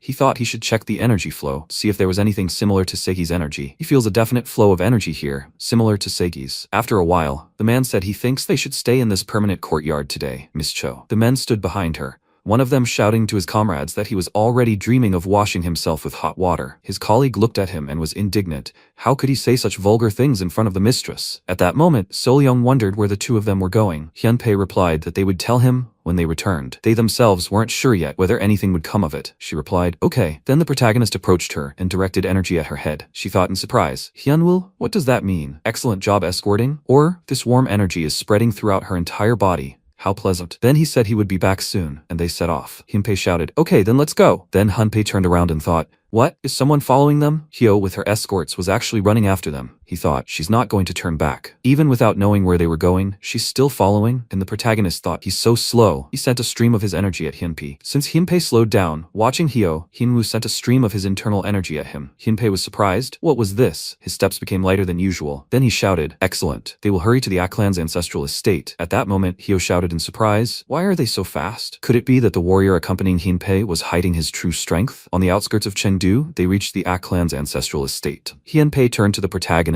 and said, if he is ready, they should enter. At that moment, Hyo and her subordinate caught up with them, and she said, they've finally caught up with them. Hyunpei started knocking on the door and thought it was strange that there wasn't a single guard at the gates of the family estate. Had something happened? The next second, the door opened, and Akun stood in the doorway. He looked at the guests with a serious gaze, and the MC, noticing his face, thought in surprise how similar he looked. Exactly like Segi. Then Ok-eun said that he didn't know who they were, but they weren't currently accepting guests. Hyunpei explained that that wasn't why they came. Didn't he happen to know someone named Segi? The next second, he became angry and shouted, what? Segi. He released a powerful energy and shouted who he was, and why was he looking for Segi. The powerful energy made Hyunpei grit his teeth and think he'd only asked him his name. So why did he want to kill him so much? This intent was so strong that it was squeezing his lungs. He could barely breathe. Just when Hyunpei realized he couldn't breathe anymore, Hyunwoo stepped forward, blocking him with his body, and unleashed even more powerful internal energy. But this only ate away at Akun even more. He gritted his teeth in frustration and muttered, He reached for the weapon behind his back and shouted, how dare he look down on him? Hyo, who was watching, thought, why isn't he dodging Hyunwoo? And Hyunpei said at that moment, it seemed he misunderstood something. This man is Segi's friend. He was surprised. His friend? The protagonist answered, exactly. He introduced himself, and Hyunpei added that he had lived in the mountains for a long time, so he still wasn't accustomed to worldly customs. In response, Akun also introduced himself and said that Segi was his nephew, who disappeared 10 years ago. 10 years have passed since he disappeared. He means to say that he met Segi during these 10 years? Where is he? And MC thought, Gija, who was thought to have died 10 years ago, and Segi, who disappeared 10 years ago. The time he spent in that hell, which he thought was a century, turned out to be only 10 years. Meanwhile, Akun had already gotten angry and shouted, he has to tell him. Where is Segi now? And the protagonist thought he knew it. The first thing he had to say. He said, his friend Segi is dead. Akun shouted, what? He swung his arm and shouted, bastard. He struck in front of him and everyone's mouths dropped open in surprise. Hyo frowned and shouted, he has to stop. She concentrated energy in her hand, but Yeonso thrust her hand forward and shouted, madam, it's dangerous. She clenched her teeth and the next second the protagonist grabbed her hand. She looked at him in surprise, and he also turned his gaze on her and said that everything was fine, she shouldn't interfere. She was surprised. Hyunwoo? Is he really okay? But how? At that moment, Akun looked forward and thought, the dense energy surrounding his body completely reflected his blow. He was so strong, but he didn't respond. Is it because this man is actually a friend? The next second, Biwon approached them and shouted, Akun, how dare he treat their guests like this? How many times had he asked him to curb his hot temper? He is the head of the AK clan. In response, Akun apologized and MC thought, this man is Segi's father. He said that his friend, Segi, is dead. Biwon looked at him in surprise and then looked down and said that he knew it. It was true. They are making their guests stand for too long. He asks that they pass. Meanwhile, Sol-young looked at the sky, leaning on the railing and thought, will Hyunwoo and Hyunpei belong? She remembered the protagonist's touch and, blushing with embarrassment, put her hand to her head. She thought about what he meant. She heard a scream. He found him. There he is, hiding in this inn. She ran into the building in surprise, wondering what was going on. A fight? Their porters must be downstairs. At that moment, one of the men on the first floor was wounded, and everyone present screamed, Commander! Changjil held a sword in his hands and said, damn, when they just sit down to drink, some kind of massacre starts again? His comrade sighed and told him not to even speak. Then Sol-young approached them and said, without Hyunwoo, they could get into trouble if a fight starts here. The man replied, yes, my lady. So he understood. Commander, Sol-young thought. Luckily, the attack wasn't on them, but to carry out such a brazen murder in a crowded inn, who are they? Then the man shouted, do they think they'll get away with this? Is this an attack on the Thunderbolt Corps? The Tang clan won't let this go. In response, the attacking representative, as the leader of the Azure Moon Squad, asked, Tang clan, doesn't he know that these idiots scatter like frightened dogs the moment he sees the Black Viper sect? Sol-young looked at them and wondered if they were the same Black Viper disciples who had been watching their cargo the entire way. Then the guy said, one way or another, their leader gave them a chance to surrender, but they decided to remain Tang clan members to the end, and for that, they would all die. The next second, he pointed his sword forward. The battle began. Things had been going badly in Sichuan lately. The suddenly powerful Black Viper sect had gone berserk with its old power, the clan, indiscriminately devouring everything around it. Sol-young thought it best to stay away from them. The next second, one of the warriors noticed her, and in an instant, he was next to her, asking, what kind of flower is this in such a nasty place? The other guys started to surround her, and one of them said, "Big brother, what's he doing? They're done here." Another guy asked, "Did he decide to play with a young girl today?" And Sol-young asked them to step aside. Then the man put his hand on her shoulder and said that he would talk to her properly and present her to him. It seems she doesn't know what happens to those who attract the attention of Black Viper sect. He reached out to her face, and the next second, Sol-young twisted his arm, forcing him to bend over, and then rushed at him with her whole body, pinning him to the floor. The guy was surprised. What the? He thought she was an ordinary and beautiful flower, but it turns out she has thorns, right? Who is she? And she said that she is the eldest daughter of the clan head and the current head of the Henan security agency. He was surprised. What? One of his subordinates shouted, "She is the head of the security agency? This is too much even for a joke." The guy next to him added that he simply apologized for not recognizing such an important young lady. Then their leader brought his face close to Sol-young's and asked if she was no ordinary girl, so she should be treated with more respect, right? She glanced away and thought that with her abilities, she wouldn't be able to handle so many opponents. In that case, she would have to give it her all and break through them. The next moment, she abruptly ran forward, and the guys ran after her, shouting, "What are they doing? They must catch her." The man smiled, continuing to run, and shouted, "She must run! Young lady, run!" And Sol-young wondered if she could escape them without consequences. Meanwhile, Team Hanwoo was invited to the AK clan's estate. Everyone sat down at the table, and the leader said that if Segi were alive, he would have turned 20 this year. "Are they the same age?" The protagonist replied that this was true. Hearing this, Hyunpei was surprised and thought, does he even know how to speak politely? If he's 20, that means he's almost twice his age. Noticing the reaction on his face, Hyo asked if he was unwell. Then B1 said, "Okay, then should he tell him how Segi died?" The MC lowered his gaze and said that he was his comrade and friend. He remembered how Segi asked him to swear to him that those who survive will find the families of their fallen friends. Then he replied that he would do it. Why would they make such an oath? He answered because sometimes he gets the feeling that they will never see each other again. The protagonist told him not to worry, they will definitely meet again. And when they go to look for the families of their fallen friends, they will do it together. He said that if he doesn't come back, he should tell his father about him. He should say that he is sorry. The protagonist thought that this was Segi's last breath. Then he said that he died saving his life. B1 clenched his hand on the table and said, "To think he sacrificed himself for a friend. This death is worthy of his son." He remembered how Segi, smiling, looked at him and, "Father, he will go." He frowned and thought, Segi, that was the last time he saw him. It seemed this young man had gone through the same trials as Segi. It broke his heart. Then he asked, "Is his name Hanwoo?" He answered in the affirmative, and then the clan leader added that from today on, he is also his son. He placed his hand on his chest and added that he should call him father. Ok-eun called him in surprise, and Hyunpei thought, it can't be. Hanwoo, who was always so impassive, would never call him that, especially after he almost had his head crushed with a sword. Then he said, "So be it, father." The others looked at him in bewilderment, while B1, trying to hold back his tears, thought, Segi. The next second, he burst into loud laughter and shouted that he expected this from his friend Segi. His courage was beyond words. Then he rose from his seat and shouted, "Come on, let's go." His son had returned after 10 years. He couldn't just sit there. They hadn't met like this in a long time.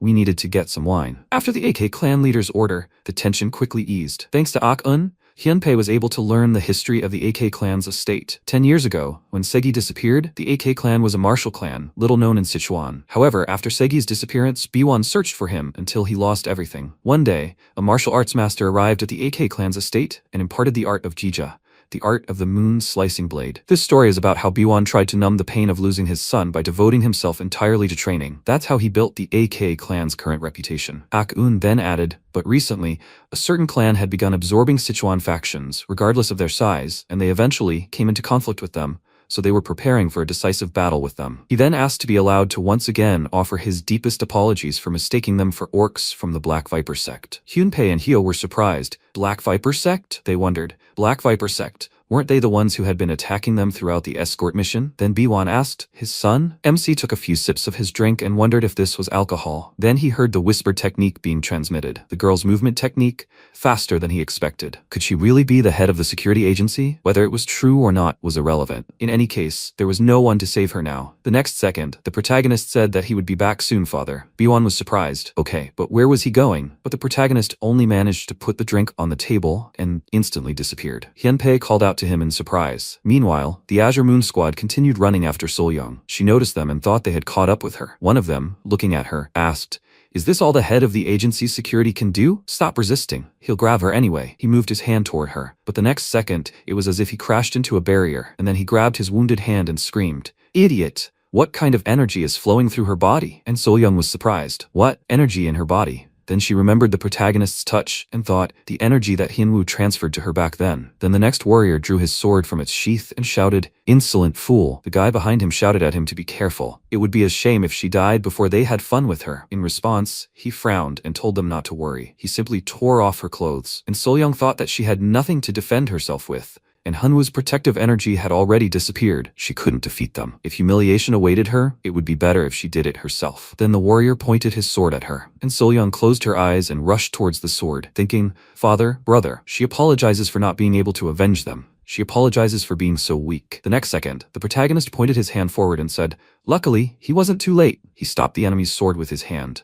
He pushed the guy's sword away, who asked with displeasure, "Where did it come from?" The MC attacked the warriors, who screamed, "What's going on? They can't see anything because of the smoke." The MC asked, "What is she doing?" Soyoung screamed, "Hyunwoo." She looked at him pitifully and thought, yes, she understands that it was reckless. But at that moment, when she thought it was all over, only one thing came to mind. "Hyunwoo," he asked, "was she just going to throw away her life, huh?" The guys started talking. What a shame. That strange protective energy around this girl disappeared, and her strength is running out. They think they can finish her off at any moment. "Just don't let anyone say that everything will fall apart because of this idiot." Hyunwoo frowned and said he understands what happened, but let her never do that again. Soyoung replied, "Okay." The guys screamed, "Do they even understand who they are? Are they not afraid of the Black Viper clan?" Soyoung saw an expression on Hunwoo's face that he had never shown before. It was rage. Hunwoo swung his sword and attacked the guys, hitting the ground at their feet. The guys screamed. Ground. Sharp stones pierced the boys' bodies. The boy rushed forward and screamed, "It can't be." The earth writhed as if alive, swallowing them. He said, "It's impossible." A huge creature appeared in front of him, and he thought, "A dragon opening the earth." Soyoung said in surprise, "It is." MC interrupted her and said, "An earth dragon. The second form of the three-energy sword. They need to go. They haven't finished eating yet." Soyoung asked, "Where is he?" After the clash with the Black Viper clan, a long-delayed feast took place. As the atmosphere gradually began to clear, there was one person who couldn't be present at this table. Young Baek, meticulous and excellent at calculations. He managed all the daily affairs of the Ak clan estate. The reason he couldn't stop worrying was because Dan Hyunwoo disappeared right in the middle of the feast. He looked at everyone and thought, this is the time when the Black Viper sect could attack at any moment, and they are drinking with the guests. Where did he disappear to in the midst of events? Could it really be a guy? Biwon frowned and said, "Youngbaek, he understands why he is worried, but now he is like a son to him. So enough of this worry." Youngbaek frowned and said, "But, Chief," he thought, "the Black Viper clan will do anything to achieve their goal. What if they sent people to play on the feelings of the clan chief? No. Then, isn't this the perfect time for the Black Viper clan to attack?" Youngbaek's worries weren't so unfounded. At this moment, the Black Moon Corps of the Black Viper clan and the White Moon Corps of the Black Viper clan were running through the forest. The Black Moon Corps' leader shouted,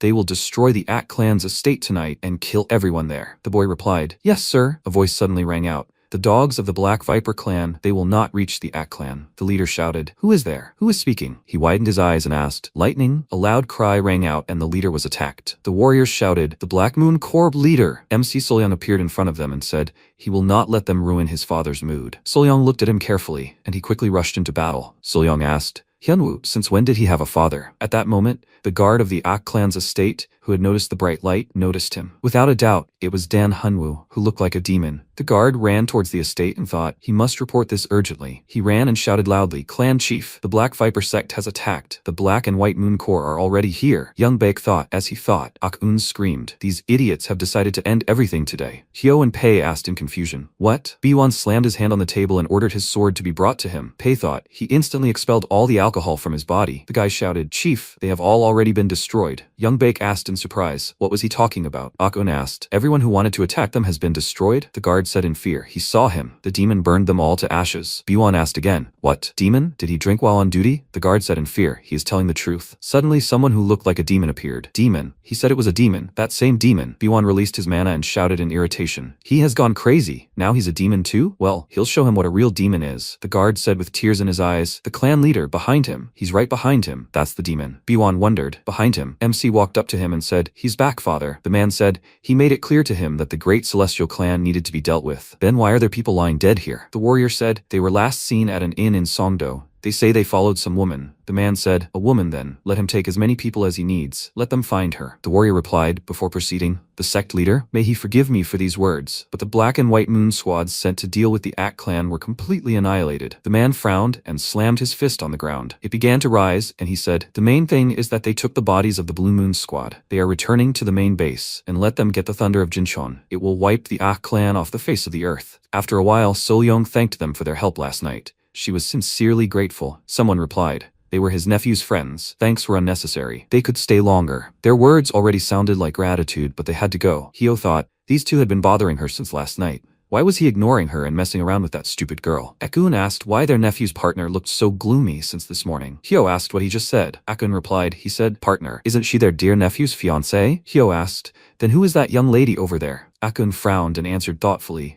In his opinion, they looked more like brother and sister. Hyo asked again, really? Then she will pretend like nothing happened yesterday. Akun asked MC to wait. Before leaving, let him pay his respects to the clan leader. This is the Ak clan's custom. He never misses training, so he should be at the training ground now. At this moment, Biwon drew his sword from its sheath and swung it. He wondered if what Hyunwoo said last night was true. Biwon said a while ago, he heard about it from his uncle, but how was he able to destroy the Black Viper squads? What is this monstrous martial art he mastered? Seolyoung said. She didn't want to seem rude. Clan leader. It's called the Sword of Three Tribulations. They got it from Jeonggija. Biwon asked in surprise. What? From Jeonggija? So he is their teacher? MC frowned and replied, no. He taught them the basics for 3 years. The rest they perfected themselves. Hai looked at him carefully and wondered, were they that familiar with Jeonggija? No wonder. He is truly one of the best warriors. Hyunwoo said, and yet Jeonggija is not their teacher. He helped them plunge into hell. Therefore, he is nothing more than their enemy, the sword. Biwon shouted, what? Jeonggija? The enemy? He now thought, the enemy who killed his son Aksegi, and at the same time the benefactor who passed on the martial art to them and revived their clan. Yongbaek said,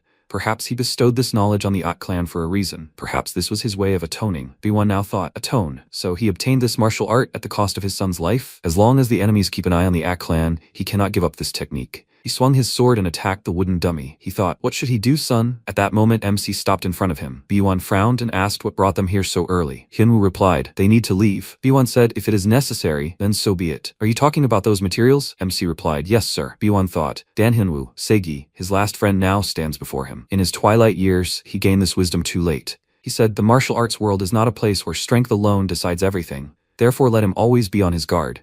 He asks him to take care of his son. The boy replied, yes, sir. So leaving behind their ties with the Ak clan, they returned to their comrades. A loud cry was heard. Madam, Captain, where have they been all this time? Madam, thank heavens she is safe. They were all worried that something might have happened to them after meeting those people last night. Seolyoung apologized for making them worry. But now is not the time to worry. Let them get ready. They are returning to Hanam. As soon as they return, the first thing they will do is rebuild their agency. P clenched his fist and said, of course, although he is not that skilled, he will definitely help. Seolyoung thanked the captain. A guy ran into the room and shouted, Madam, bad news. Those people's comrades have surrounded the inn. At first glance, there are more than 100 of them. Seolyoung looked out into the courtyard and screamed. So many? She thought. Have they really come for them? MC frowned and asked, those idiots from the Black Viper? Seolyoung answered, yes. Hyunwoo walked forward and said, great. He thought, the Black Viper sect is targeting the Ak clan. He looked down at the warriors and thought, everything is going perfectly. Danwol, the Black Viper clan, asked, what are they waiting for? Let them kill everyone in the inn, but bring him that woman. The guy folded his arms and said, Mr. Danwol, let him look at the ledge over there. It looks like it's one of that woman's people. Apparently, he's so scared that he's about to jump down. MC jumped and the guy screamed, what the? This idiot actually jumped. He released his mana towards the warriors, causing Danwol to scream in surprise. What is that? Lightning out of the blue? Hyunwoo went forward and said, today the Black Viper clan will cease to exist. In the end, Dan Hyunwoo destroyed all the members of the Black Viper sect who came after him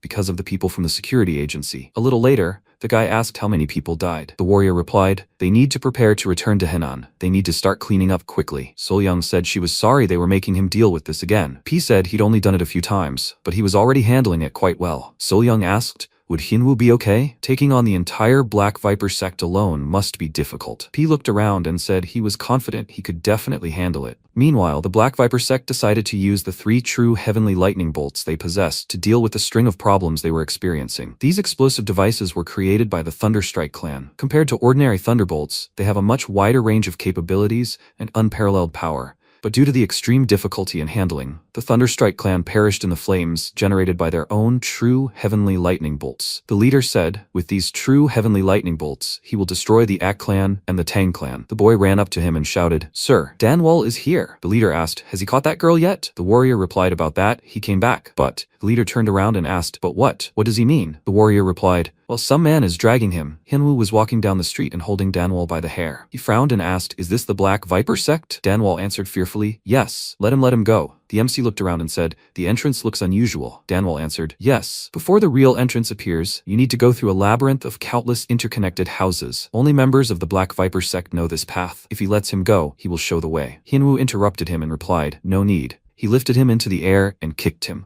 quickly throwing him aside. He flew through the building and hit the wall. The MC said he will make his own path. He ran up to Danwall and kicked him again. At this moment, the warriors of the Viper clan had already gathered, and the leader frowned and thought, a labyrinth of dozens of layers of stone walls, some of which were reinforced with magic. He tore them apart so easily? He shouted loudly. No matter how strong he was, did he really think he could stand up to the entire Black Viper sect alone? He shouldn't think he'd leave here alive. Hinwu directed his mana towards them and knocked the warriors off their feet. The leader thought, what kind of technique is this? He looks like an ordinary person. Moreover, he's very young. Could this really be a great master who has achieved rejuvenation? Rejuvenation is a state in which an elderly master, having achieved enlightenment, returns his body to youth. The warriors scattered in different directions, and MC stepped forward and asked, is he the head of the Black Viper sect? The leader took out a bomb and shouted. He didn't intend to use it here, but he's forcing him. He opened it and shouted, true heavenly lightning. The MC looked at it questioningly, after which a bright explosion occurred. The leader said, true heavenly lightning really does have tremendous power.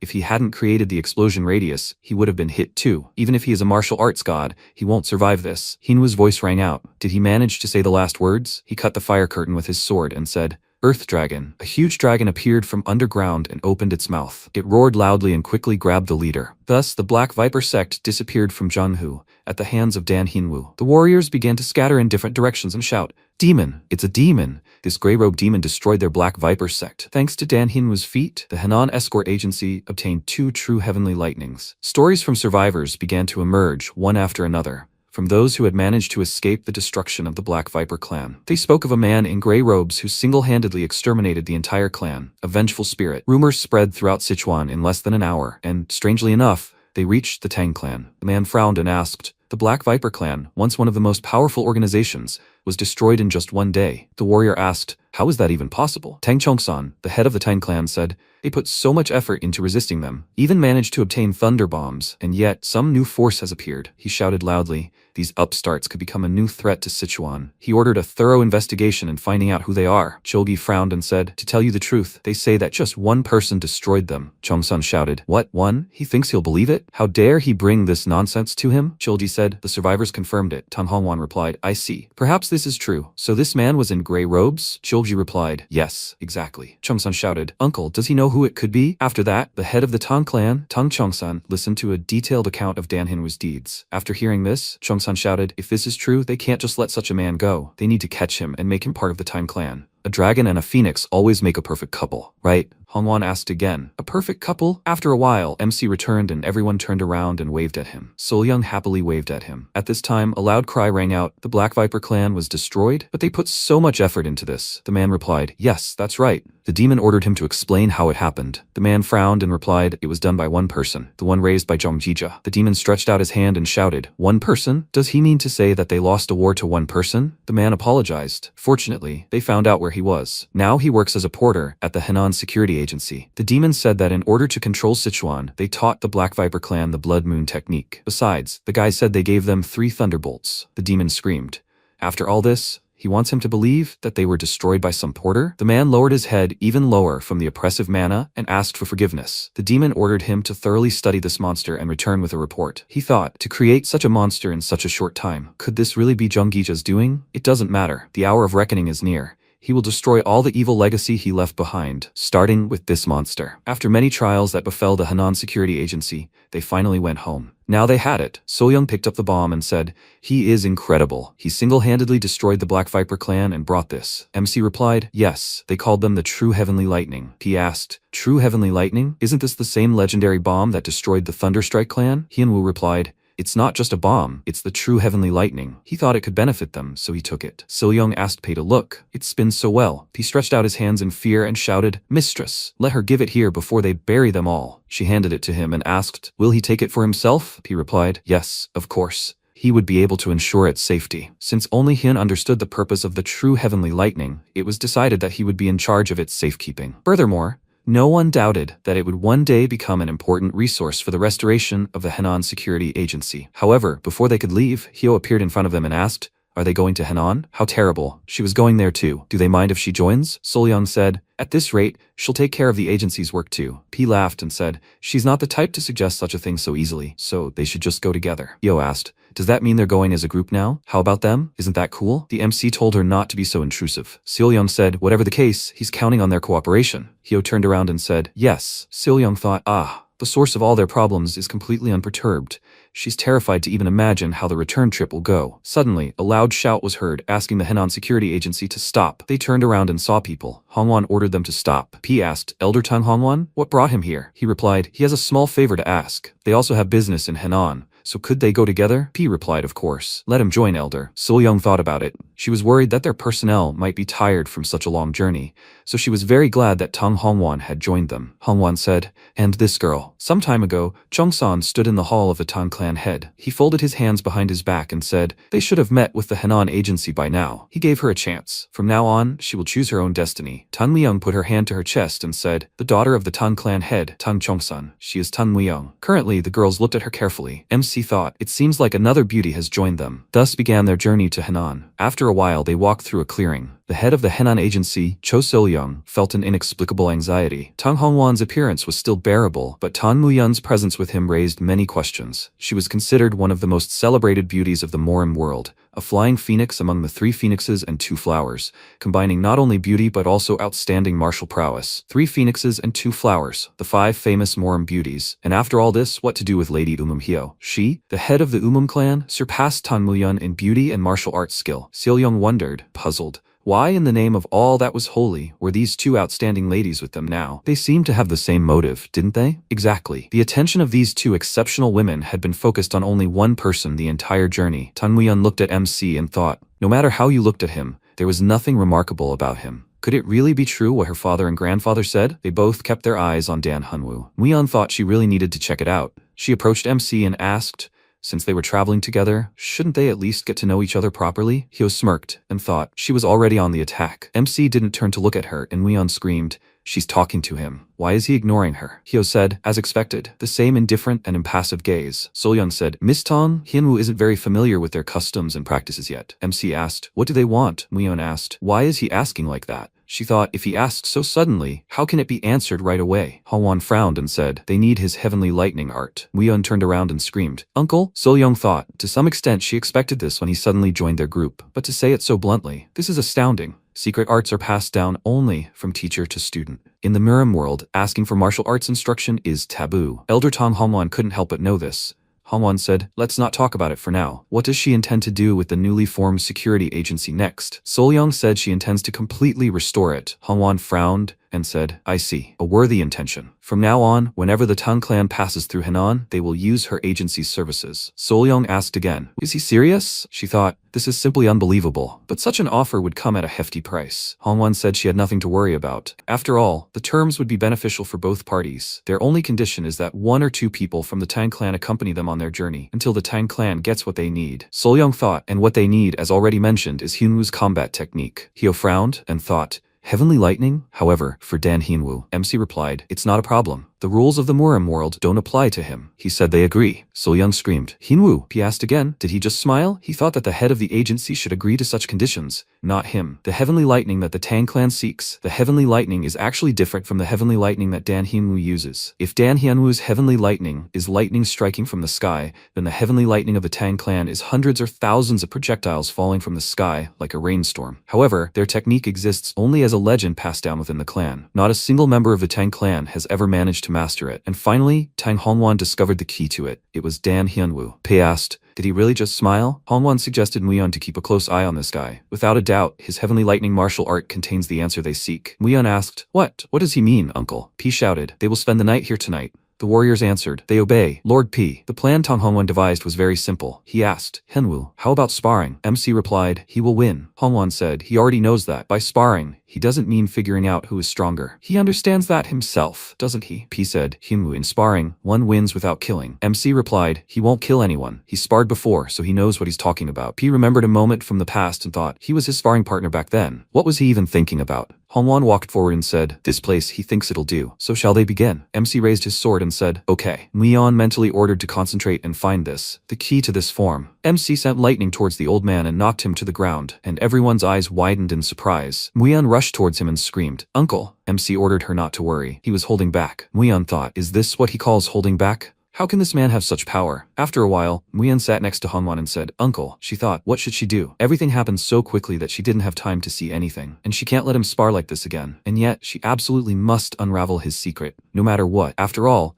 threats like the Black Viper clan could strike their clan again at any moment. Tang Muyan, worried about the future of the clan and her honor, decided to go to Dan Hunwoo. Her nighttime visit was known not only to Dan Hunwoo, but also to Uman Hyo, who was pretending to sleep nearby, and Cho Solyung. Hyo and Solyung looked at Muyan and wondered what she needed from him at such a late hour. Muyan said, "Warrior Dan." He turned around and asked, "What is it?" Muyan shouted, "Please let him teach her the art of heavenly lightning. If he agrees, MC interrupted her and said, "Okay." Muyan asked again, "What?" From the beginning, Dan Hyunwoo had no intention of giving away his art as a reward. He said that if she wanted to learn it, he would teach her. Hyo screamed, "But this can't be done. No matter how little they understand worldly affairs, this is too much. You can't just reveal your secret art." She doesn't even ask him to make her pay the price that Lady Tang mentioned. Hyunwoo said that if she wants to learn too, he doesn't mind. Muyan thought, what? He'll teach it to others too? Hyo asked to wait, but why? Solyung asked, "Hyunwoo, can she too?" MC replied, "Whoever wants to learn it, he will teach them." The art of heavenly lightning. Dan Hyunwoo's lessons in mastering the art of heavenly lightning began. Hyo frowned and thought, he said he will teach anyone who wants it. He taught not only those who are able to use internal energy, but even simple guards. MC held the sword above his head and told her to watch carefully. He swung it and said to try. Muyan asked, "Is that all?" She thought, he just swung the sword from top to bottom. Hyunwoo frowned and ordered them to try. Everyone swung their swords, pushing the air aside. MC said, "Wrong." Hyo asked, "What's wrong?" The squad's return to Henan continued despite their training. Dan Hunwoo's training was constant, taking place at any convenient moment. MC swung his sword and said, "Wrong." Again, without training in special techniques or energy circulation methods, it was a simple downward sword strike. Many, including Tang Muyan, gave up very quickly. Muyan sat near the tree and thought, what can you learn by doing such a simple movement? Was he even going to teach them? If she knew it would be like this, she wouldn't have spouted such nonsense. It would have been better if he had refused from the very beginning. Unlike Tang Muyan, who doubted Dan Hyunwoo's true intentions, the others traveling with him knew that all this was for a reason. Dan Hyunwoo would never deceive anyone. Solyung thought, the truth of the art of heavenly lightning is hidden in this movement. Suddenly, MC grabbed her hand and said, he thinks he understands what's going on. Hyunwoo turned around and screamed in irritation. The two of them, what are they doing?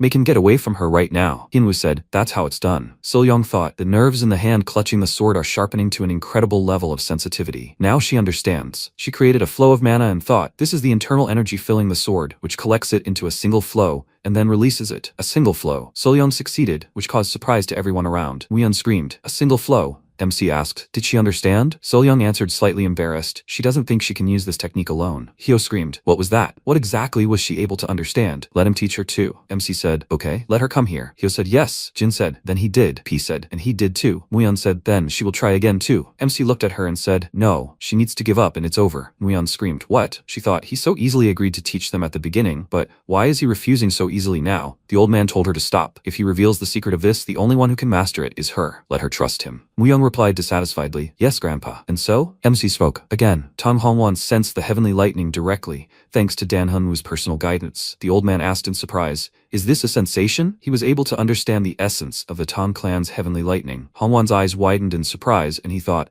if only he could connect that energy with the rain of petals. He looked at MC and asked if he would agree to spar with him again. Solyung said, Elder Tang, his persistence is truly admirable. Hyo said, he must have something he wants to achieve at any cost. MC replied, okay. In fact, Dan Hyunwoo was truly enjoying all of this. Hongwan thanked him and suggested they retreat to where there was more space. A life in which the sword serves only as a means of survival is not a life. A peaceful existence where everyone can interact with everyone, exchange stories, and teach each other. That's what's worth striving for. It's a sparring match where victory or defeat doesn't put lives on the line. MC drew his sword and Hongwan said, today he'll attack first. Let him try to parry. He enjoyed it all until the last moment. The old man jumped and shouted, they're starting. Hyunwoo looked at him and Hongwan released mana and cast a rain of petals. He thought he was able to infuse energy into the needles. Did it really work? The guy said, Elder Tang's skill is truly impressive. The warrior said, these needles are so fast, he can't even keep up with them. If he were an ordinary person, he wouldn't be able to withstand hundreds of needles, but to Dan Hyunwoo, Elder Tang's rain of petals was nothing more than a weak attack, like falling leaves. Hongwan said, it's incredible. Hyunwoo quickly parried his attack, spinning his sword. The old man frowned and thought, Just think, he parried all of this with a simple sword. MC asked why he was attacking with needles so strangely. Hongwan asked in surprise. What did he mean? MC swung his sword and said, there, that would be much better. He directed the attack towards Hongwan, who cried out, this! It was at this moment that Tang Hongwan's long-held dream of the Tang clan's heavenly lightning finally came true. Hongwan fell to the ground and asked, how did he do it? He begs to be told. Muyan thought, could this really be the true heavenly lightning that grandfather had been searching for so long? Did it just burst from his hands? Who is he? And so, after training for 3 days, Dan Hunwu and his companions continued their journey home. After a while, they stopped and Solyong said they had finally returned. The landscape that appeared before them did not bring a drop of joy. A lot of debris lay on the ground. The man said, not a single intact building remained. P said, it looks like they'll have to start from scratch. Young mistress, does she want to visit the Cho ancestral residence? Solyong remained silent, then said, yes, but right now, she's afraid she's not ready for that. The Cho ancestral residence, completely destroyed by the blood demon, was a place filled with precious memories of the family she loved. Cho Solyong wasn't yet ready to accept that he was gone. P looked at her and said, young mistress, he thought she might understand her feelings, but to be honest, they don't need 2 residences right now. To rebuild the Henan Security Agency, she needs to make a decision. Pei asked, perhaps they need to tidy up the Cho residence? Solyong asked, what? An old man approached her and said that if she agreed, he was willing to buy the residence. He was planning to open a branch in Shuzhou anyway. Solyong said, Elder Tang? He said that if she sold it to him, they would take good care of it, and she could always come there whenever she wanted, a place where her precious memories would be kept. Solyong said that if the Tang clan did this for them, they would be truly grateful. P thought, good, if the Tang clan took it on, the pain in the young mistress's heart would be eased. Besides, it wouldn't cause any losses for the Tang clan. Until the true heavenly lightning technique was perfected, they would have a reason to stay by Dan Hinwu's side. Hyo said that she would stay too. She wanted to master all the techniques he could impart to her. In exchange, the Uman clan would provide him with materials to rebuild the Henan Security Agency through their organization. MC turned around, and Hyo asked to be allowed to prove that the rumors about the Uman clan controlling 1/3 of the world's wealth weren't an exaggeration. So what? Does she look different in their eyes now? Hyunwoo replied. As he understood,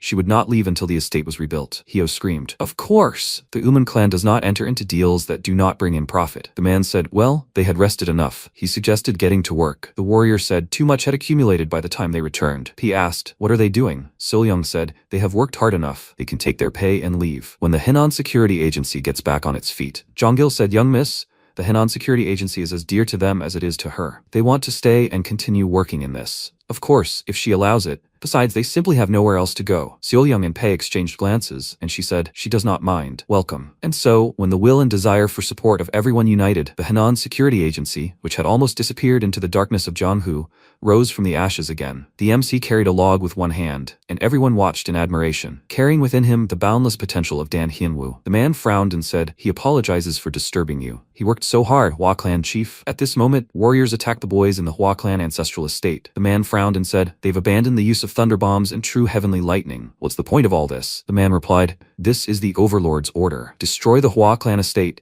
so that no one else can get their hands on the thunder bombs. The man asked again, what? He grabbed a weapon and rushed to attack. He tried to attack the enemy, but he quickly reacted and said, the destruction is complete. They're returning to the Overlord. The man dropped the bomb from his hand and everything around him exploded. Following the Thunderstrike clan, which once ruled Jianghu with its bombs, the Hua Clan estate fell. They were erased from the history of the Jianghu. The Murim Alliance. Dak Go-un, the head of the Murim Alliance, sat at the table and spoke. The identities of those who destroyed the Cho clan's estate are still unknown, and the Hua clan, the successor to the Thunderstrike clan, was also destroyed. A man shouted, those villains must have managed to obtain the thunder bombs. Another man cried out, perhaps they should do something about this? Due to a series of vague reports and ominous rumors spreading throughout the Jianghu, the Murim Alliance is currently overwhelmed with attempts to uncover the truth behind these events. If those villains are using the thunder bombs with malicious intent, it will be a real disaster for the Murim. Dako frowned and thought, but who are they? And why are they sowing such chaos? At that moment, the demon laughed and said, excellent work. They flawlessly dealt with the carrion of the Hua clan. The man thanked him and asked if he had decided anything about the porter from the Henan Security Agency. The demon replied that since it was only one person, what was the shadow demon doing now? The man answered as always, somewhere in Henan, drowning in wine. Send him to Xuchan? The demon grinned and said, yes, the shadow demon and his squad. They should have no trouble dealing with the monster created by Zhang Gija. Against the backdrop of the rapidly changing situation in Jianghu, the construction of the new Henan Security Agency was progressing without delay. He stopped and shouted loudly, young mistress. Solyong turned around and asked, escort warrior Warrior Hun, is something wrong? P shouted. Finally, they have an order. Solyong replied, that's wonderful. What is the order? P said, it's an escort mission for Gom Jahang's daughter. However, there's one oddity. The person who will be traveling with her is the Sword King. Solyong shouted. Sword King? MC turned and looked at them. So, Dan Hyunwoo's second escort mission has begun. This is what this order is about. Gom Jahang, a renowned merchant and martial artist in Henan Province, is tasked with escorting his daughter, Gum Yua, to Suzhou, Jiangsu Province. Solyong asked if he had found out why they were making this order. Pei replied, of course. Gum Jahang recently contacted the Golden League Merchant Organization. After that, the Atheist League began pressuring him. They were likely after the Golden League's money. Therefore, Gum Jahang intends to use his daughter as bait. Solyong screamed, bait? Is this a joke? Pei replied, the two trade leagues are preparing for war. The route leads to Suzhou, where the Golden League's main forces are located. The Atheist League will definitely attack her along the way. While their attention is focused on her, the Golden League will strike the Atheist League's main base. Solyong asked, but won't this plan put his daughter in danger? Frowned and replied, that's why they want to invite the Sword King, Jomyua, the fiancé of the future leader of the Golden League. While she's acting as bait, they've hired one of the 10 most powerful martial artists to protect her, ensuring no one can harm her. What should they do? Will they accept the order? Solyong asked. Can they do that? Confront the Godless League? P replied, of course, but it will be difficult. Solyong looked at MC and asked, what will he say, Hyunwoo? He turned and looked at them. At that moment, the carriage was driving through the forest, and the driver joyfully sped up the horse, thinking, finally, he's participating as an escort warrior on the mission. He didn't think his past achievements in martial arts would be appreciated, and that he could become an escort warrior. On any other day, he would simply be overjoyed. But now, he can't shake off his anxiety. He looked at the MC and thought, it's all because of this guy. He had an unkind look from the start. At first, he thought it was because he overtook him and became an escort warrior before him, but he doesn't think he attaches much importance to it. Chonggul hopes that all his worries now are simply due to an excess of feelings. Inside the carriage was Yeom Chol-gung, the Sword King. Gom Yua looked at him carefully and thought, the Sword King first became famous 60 years ago. So he is at least 80, but no matter how you look at it, he looks like he's in his 40s. Chulgun asked her not to worry, he would definitely protect her. Yua replied, yes, thank you. Chulgun opened his eyes and looked ahead thoughtfully. He thought, among the escort warriors in front, there is only one with a powerful aura. In the end, Hyunwoo's patience ran out. He said he felt uncomfortable. He jumped and landed on the roof of the carriage. Hyunwoo wasn't worried about the attack on their carriage or even the presence of the Sword King. Hyunwoo said, that's better. It was just a small thing. He felt uncomfortable sitting in front. Chulgung thought, interesting idea, climbing onto the carriage. He said he felt the guys from the League of Godless were fussing. Yua asked, what? At that moment, the warriors were already approaching their carriage. Shouts were heard. That carriage over there, attack! MC stood motionless, and Chonggil shouted, Hyunwoo, from behind. At that moment, Chulgung grabbed his sword and released mana. Chulgung said, he will deal with them. No need to worry. Yua looked at him and replied, okay. He quickly got out of the carriage, and the warriors shouted, who is this? Everyone must attack him. Chulgung swung his sword and said, they are making so much noise. He quickly attacked them and then stopped and thought, escorting the carriage on the way, it is the agency's duty. They should not wait for him to intervene. No martial artist can take their eyes off his technique. Well, was he able to admire it? He looked ahead and thought, he is not there? Did he really not see anything? He is not looking at someone he cannot defeat? Seriously. I wonder who he is. Chonggul asked, Hyunwoo, those who were behind, did he destroy them? MC replied, not him. The Sword King dealt with them. No need to worry. Let him ride on. Chonggul replied, okay. At that moment, one of the warriors sat up and looked after them. A loud cry was heard in the League of the Godless. Terrible idiots. They couldn't capture even one woman, and on top of that, they lost all the warriors? The man apologized. The leader of the League of the Godless, Skal Chonak, said, the matter with Henshan also failed, but this time they must succeed. Gum Jahang has enlisted one of the best martial artists to protect his daughter. He will show him that those who sell themselves for money cannot be strong. Let them wait, dogs of the Golden League. After some time, the carriage entered the city. The man brought a dish and said, here is the 20th dish. Bon appetit. It looks like the four of them have an excellent appetite. Chulgung said that he really ordered a lot. Yua said that he must really like to eat. MC replied that he really likes to eat. Chonggil laughed and said that he eats more than he looks. He looked at several plates from which Hyunwoo had finished everything and wondered how he even recognized the taste of this food, eating at such a speed. He decided to try it himself. He frowned and asked, does he not taste the food at all? MC replied that food is supposed to be eaten, not looked at and smelled. Chonggil screamed, did he take that portion from him? How could he treat him so cruelly? Yua looked at him in surprise and thought, this is amazing. He managed to eat so much in such a short period of time. and they haven't even started yet. Since the escort service began, she was able to take a closer look at him for the first time. Even if the Henan escort agency fell, they would hardly send someone incompetent. Besides the fact that he eats a lot, there doesn't seem to be anything special about him. Then why is the Sword King so interested in him? After a while, the MC said it was delicious. Chonggil screamed, "What do you mean delicious? They didn't really eat because of him." The man approached their table and apologized, but the kitchen had run out of ingredients, so it would be difficult to cook anything else. Yua asked if they were still hungry. Could she offer them alcohol? She doesn't drink, so. Chulgun squeezed the glass and replied that if there was any alcohol left, he'd drink it. Yua replied, "Okay." Chonggil looked at him and wondered if all strong martial artists had such an appetite. He hadn't even had time to take a sip of water. MC and Chulgun exchanged glances, frowning. At that moment, a man stood around the corner and looked at them. The guy said, "He did well." The bandits held their swords over the girls and said that thanks to his wise choice, he saved the lives of his family members. Chai Horyong from the Godless Alliance frowned and said, "No matter how strong the Sword King is, he won't be able to resist the poison that dissipates profound energy." He thought, soon all his profound energy will dissipate. Then they'll launch a surprise attack on the Sword King. After a while, someone said, "Well, good night everyone." Chonggil spat to the side and said, "He's so hungry he probably won't be able to sleep." All because of someone who ate his portion alone. The MC replied that he didn't have to eat that food. Chonggil asked again, "What?" He lay down on the bed and thought, does he mean to say that he should starve since he didn't do anything? That's not fair. He will eat separately from tomorrow. After Chonggil fell asleep, Dan Hianwoo expelled all the poison that was dissipating his internal energy from his body. At the same time, the Godless Alliance began to act. Horyong entered Yua's room and said, "She really is beautiful. It's a pity that she is the most precious commodity that can't be touched. But if he doesn't leave a trace, he thinks they can come up with something, right?" He extended his hand towards Yua when he was suddenly attacked.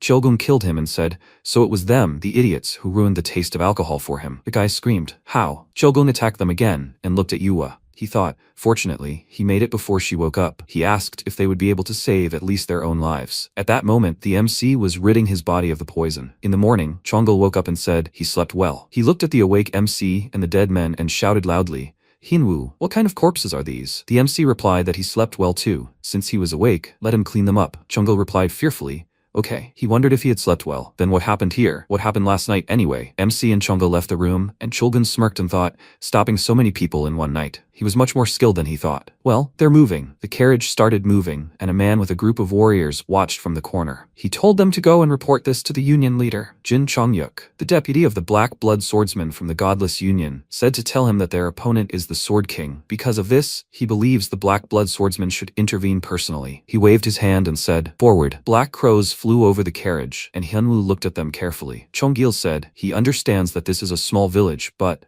Yua said, there are no people on the streets at all. Something is wrong here. Suddenly, the man saw them from the window and quickly slammed the window. MC said, everyone is scared. They approached the Moonflower abode and got out of the carriage. Chonggil said, no guests, no owner, no one is in the inn. The whole village is empty. Chulgun frowned and said, it seems the Godless Union intends to finish them off tonight. Yua asked, what is he talking about? She suddenly felt something ominous. Hyunwoo said, it's bloodlust. It's so powerful that it literally permeates the entire air in this village. Even Gomyua and Chonggil, who don't know martial arts, easily sense this bloodlust, the source of this thirst. The boys cried out, the king of the sword. Chongyuk said he didn't expect that he could be bribed with gold. No matter how strong he is, he can't stand against 300 fighters of the Godless Union. Chulgun said not to worry. He drew his sword and said, he said it would be like this. He will protect them. Chunyuk shouted, let them destroy them. Kill the Sword King. Then victory will be theirs. The boys rushed to attack and shouted loudly, when suddenly Chulgun quickly attacked them. He asked, did he bring so many forces here for one girl? It seems the Godless Alliance has no worthy people left. Chunyuk grinned and answered, exactly. 90% of their alliance's forces are gathered here. Even he, the Sword King, can't handle all of them. Attack, all at once. Chonggil screamed, nightmare, there is no end to them. Yua asked, 90% of their forces? For her? Chulgun told her not to worry. Didn't he say he would protect her? But he can't take care of each of them, so let them figure out how to survive on their own. Chonggil looked at MC, who nodded and told the master not to die. Chulgun closed his eyes and said, he really is funny, right up until the end. He's telling him, the Sword King, not to die? Let him show why he's called the Sword King. He released his mana in all directions and began attacking everyone around him. Yua looked at what was happening in surprise and thought, this is incredible. This is the true power of the Sword King. To instill fear, the Sword King unleashed all his might. This was the best solution in a fight against multiple opponents. However, the problem was that there were so many enemies that their numbers overwhelmed even fear itself. After several hours of fighting at the limit of his abilities, the Sword King reached his peak. His body began to fail. Chulgun swung his sword and thought that if he struck again, he would not be able to avoid disrupting the flow of energy in his body. He urgently needed to restore circulation. Chunhyuk rushed forward and screamed, "Now!" Chunhyuk looked at him and quickly blocked the blow. He was exhausted, so Chunhyuk was able to injure him. He pushed off the surface and was about to deliver the finishing blow. He screamed loudly, "It's over, Great Sword King." Chunhyuk said he tried to protect her until the very end, but let her forgive him. Yua said she was grateful to him for everything. Chunhyuk looked up and thought, it's a pity that he will never see his granddaughter's face again. At that moment, lightning struck the opponents and a loud scream rang out. Chunhyuk cried out in surprise, "Lightning? Where did that come from?" MC stood behind and attacked them with lightning. Chonggil asked not to worry. Hyunwoo's lightning strike is invincible. Yua asked again, "Lightning strike?" MC replied, "It's called heavenly lightning." The guys screamed. Did the deputy head turn to ashes in an instant? Chonggil told Miss Gum to approach him. Yua looked up at MC and thought,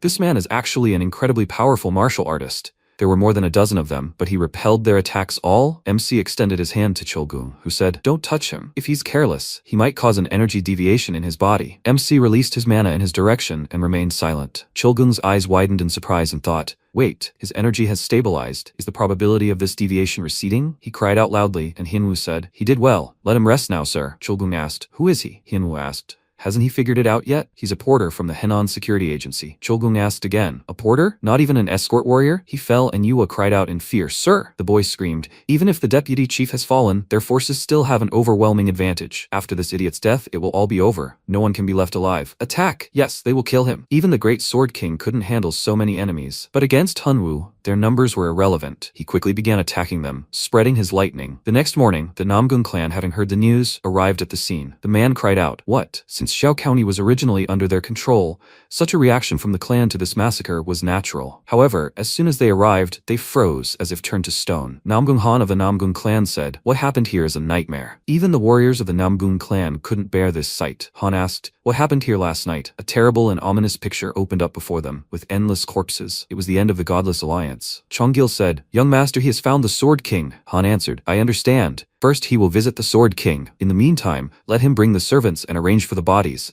Chonggil answered, "Yes, sir." At that moment, Chulgun was spreading his mana. He said that so many unfamiliar faces had appeared here in such a short time. Namgung Han bowed and said that the youngest from the Murim world greets him, the Sword King. Yua asked, "Sir, is he alright?" While he was busy restoring the energy circulation, the young lord brought a healer. Han said, "The Sword King. He is an idol for all swordsmen. For him, this is only natural." Chulgun said, "Namgung Han, so he is the grandson of that very Namgung Hak. How is he doing?" Han replied, "He is awake, healthy as ever, and his voice is still thunderous. But can he compare to him? After all, last night he destroyed the entire alliance of the godless." Chulgun said, "Yes, that's right. A while ago, MC asked, hasn't he understood yet? He's a porter from the Henan Security Agency. He said to let me ask. He who with lightning defeated the ungodly alliance and saved them. Is it true that he's just a simple porter?" Han turned around and wondered what he was talking about. The one who destroyed the Atheist Alliance wasn't the Sword King, but this guy? MC replied, "It wasn't just lightning, but heavenly lightning." Han's face twisted in anger and he shouted, "How dare he speak to the Sword King so familiarly?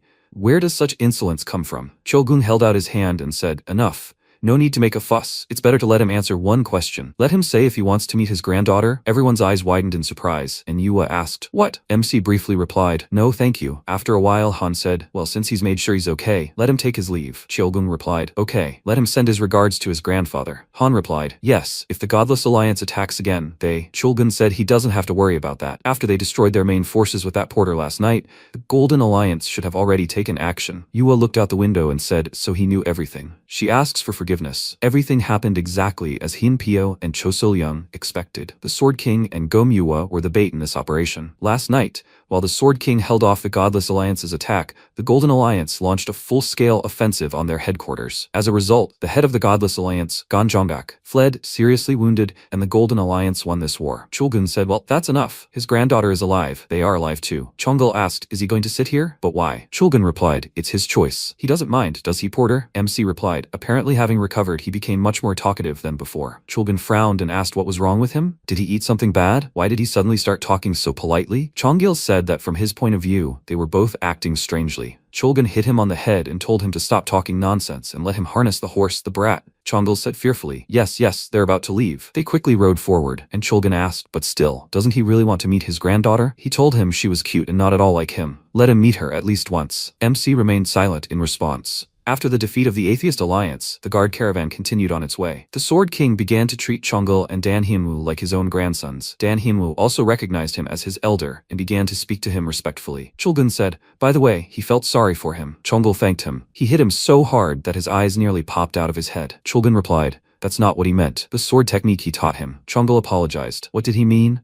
They will return to the first day of escort. Chonggul trained every day with the sole goal of mastering heavenly lightning. The Sword King accidentally witnessed his training. However, in the Sword King's eyes, the heavenly lightning technique was full of unnecessary movements. Therefore, unable to simply watch from the sidelines, he taught Chonggul several techniques. As a result, thanks to studying the Sword King's techniques, Chonggul was able to survive. But from that day on, Dan Hyunwoo stopped sparing him in sword training. Chonggul said that what he thought was unnecessary was in fact the true path to heavenly lightning. The essence of this art is to cut through the gaps between energy flows. Only at the moment of collision of these flows is heavenly lightning born. He had lived his entire life with the sword and was proud to know everything about it. He would never have thought that in his declining years he would see a new path of the sword. Chulgun thanked the scoundrel. MC waved and asked, with this guy, it seems like it's too late, doesn't it? Hyunwoo stood on the carriage, and Chonggul shouted, what does he mean? Yesterday, he even managed to defend himself using the technique he taught him. Chulgun folded his arms and said, that's the problem. Heavenly lightning only occurs after going through an ineffective knowledge of swordsmanship.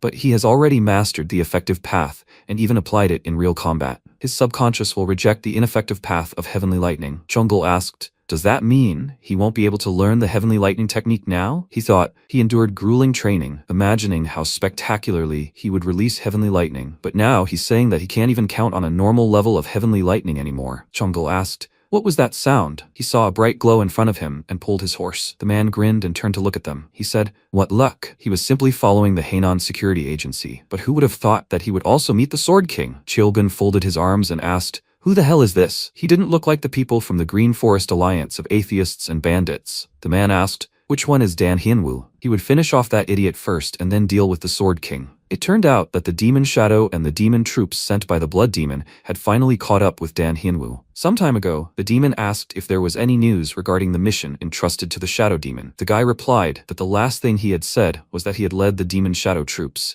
They had probably already encountered that porter. However, according to the report received a few days ago, that porter was moving with the Sword King. The demon said, Sword King, it looks like his bad habit is kicking in again. The guy replied, he didn't think they needed to worry too much. He heard that the shadow demon had recently reached the 9th stage of the blood demon sword art. The demon asked, the 9th stage? He is truly a talent born once in 1,000 years. Now that he has reached the 9th stage of his martial art, he eagerly awaits the result. Neither this amateur porter nor even the Sword King can withstand the shadow demon. Currently, the demon asked, which one of them is Dan Hyunwoo? He will finish off this idiot first, and then deal with the Sword King. MC looked away carefully, and Chulgun asked, what is he doing? Didn't he say he had business with him? The demon said displeasedly, how dare he ignore him when he, the blood demon's disciple, is addressing him. He rushed to attack and ordered an immediate response. The window near Yua cracked, and Chulgun cried out in fear. He is aiming at the carriage. The dark mana again headed towards Yua, who screamed in fear. The demon said, as expected of the Sword King, he easily dispelled his airblade. Chulgun responded, but he did nothing. The demon screamed, what? What does he mean? Chulgun said, whatever the case, he dared to target the carriage. Now he can't be envied. There is something scarier than him here, and he just angered him. MC jumped off the carriage and said irritably, they are on an escort mission. Let him not dare approach the carriage. The demon thought, is this boy scarier than the Sword King? Let him not make fun of him. He asked, what will happen if he does? MC said, he will kill him. The demon looked at him and thought, what kind of aura does he have? Until now, he had not felt a drop of internal energy in him. Chulgun said,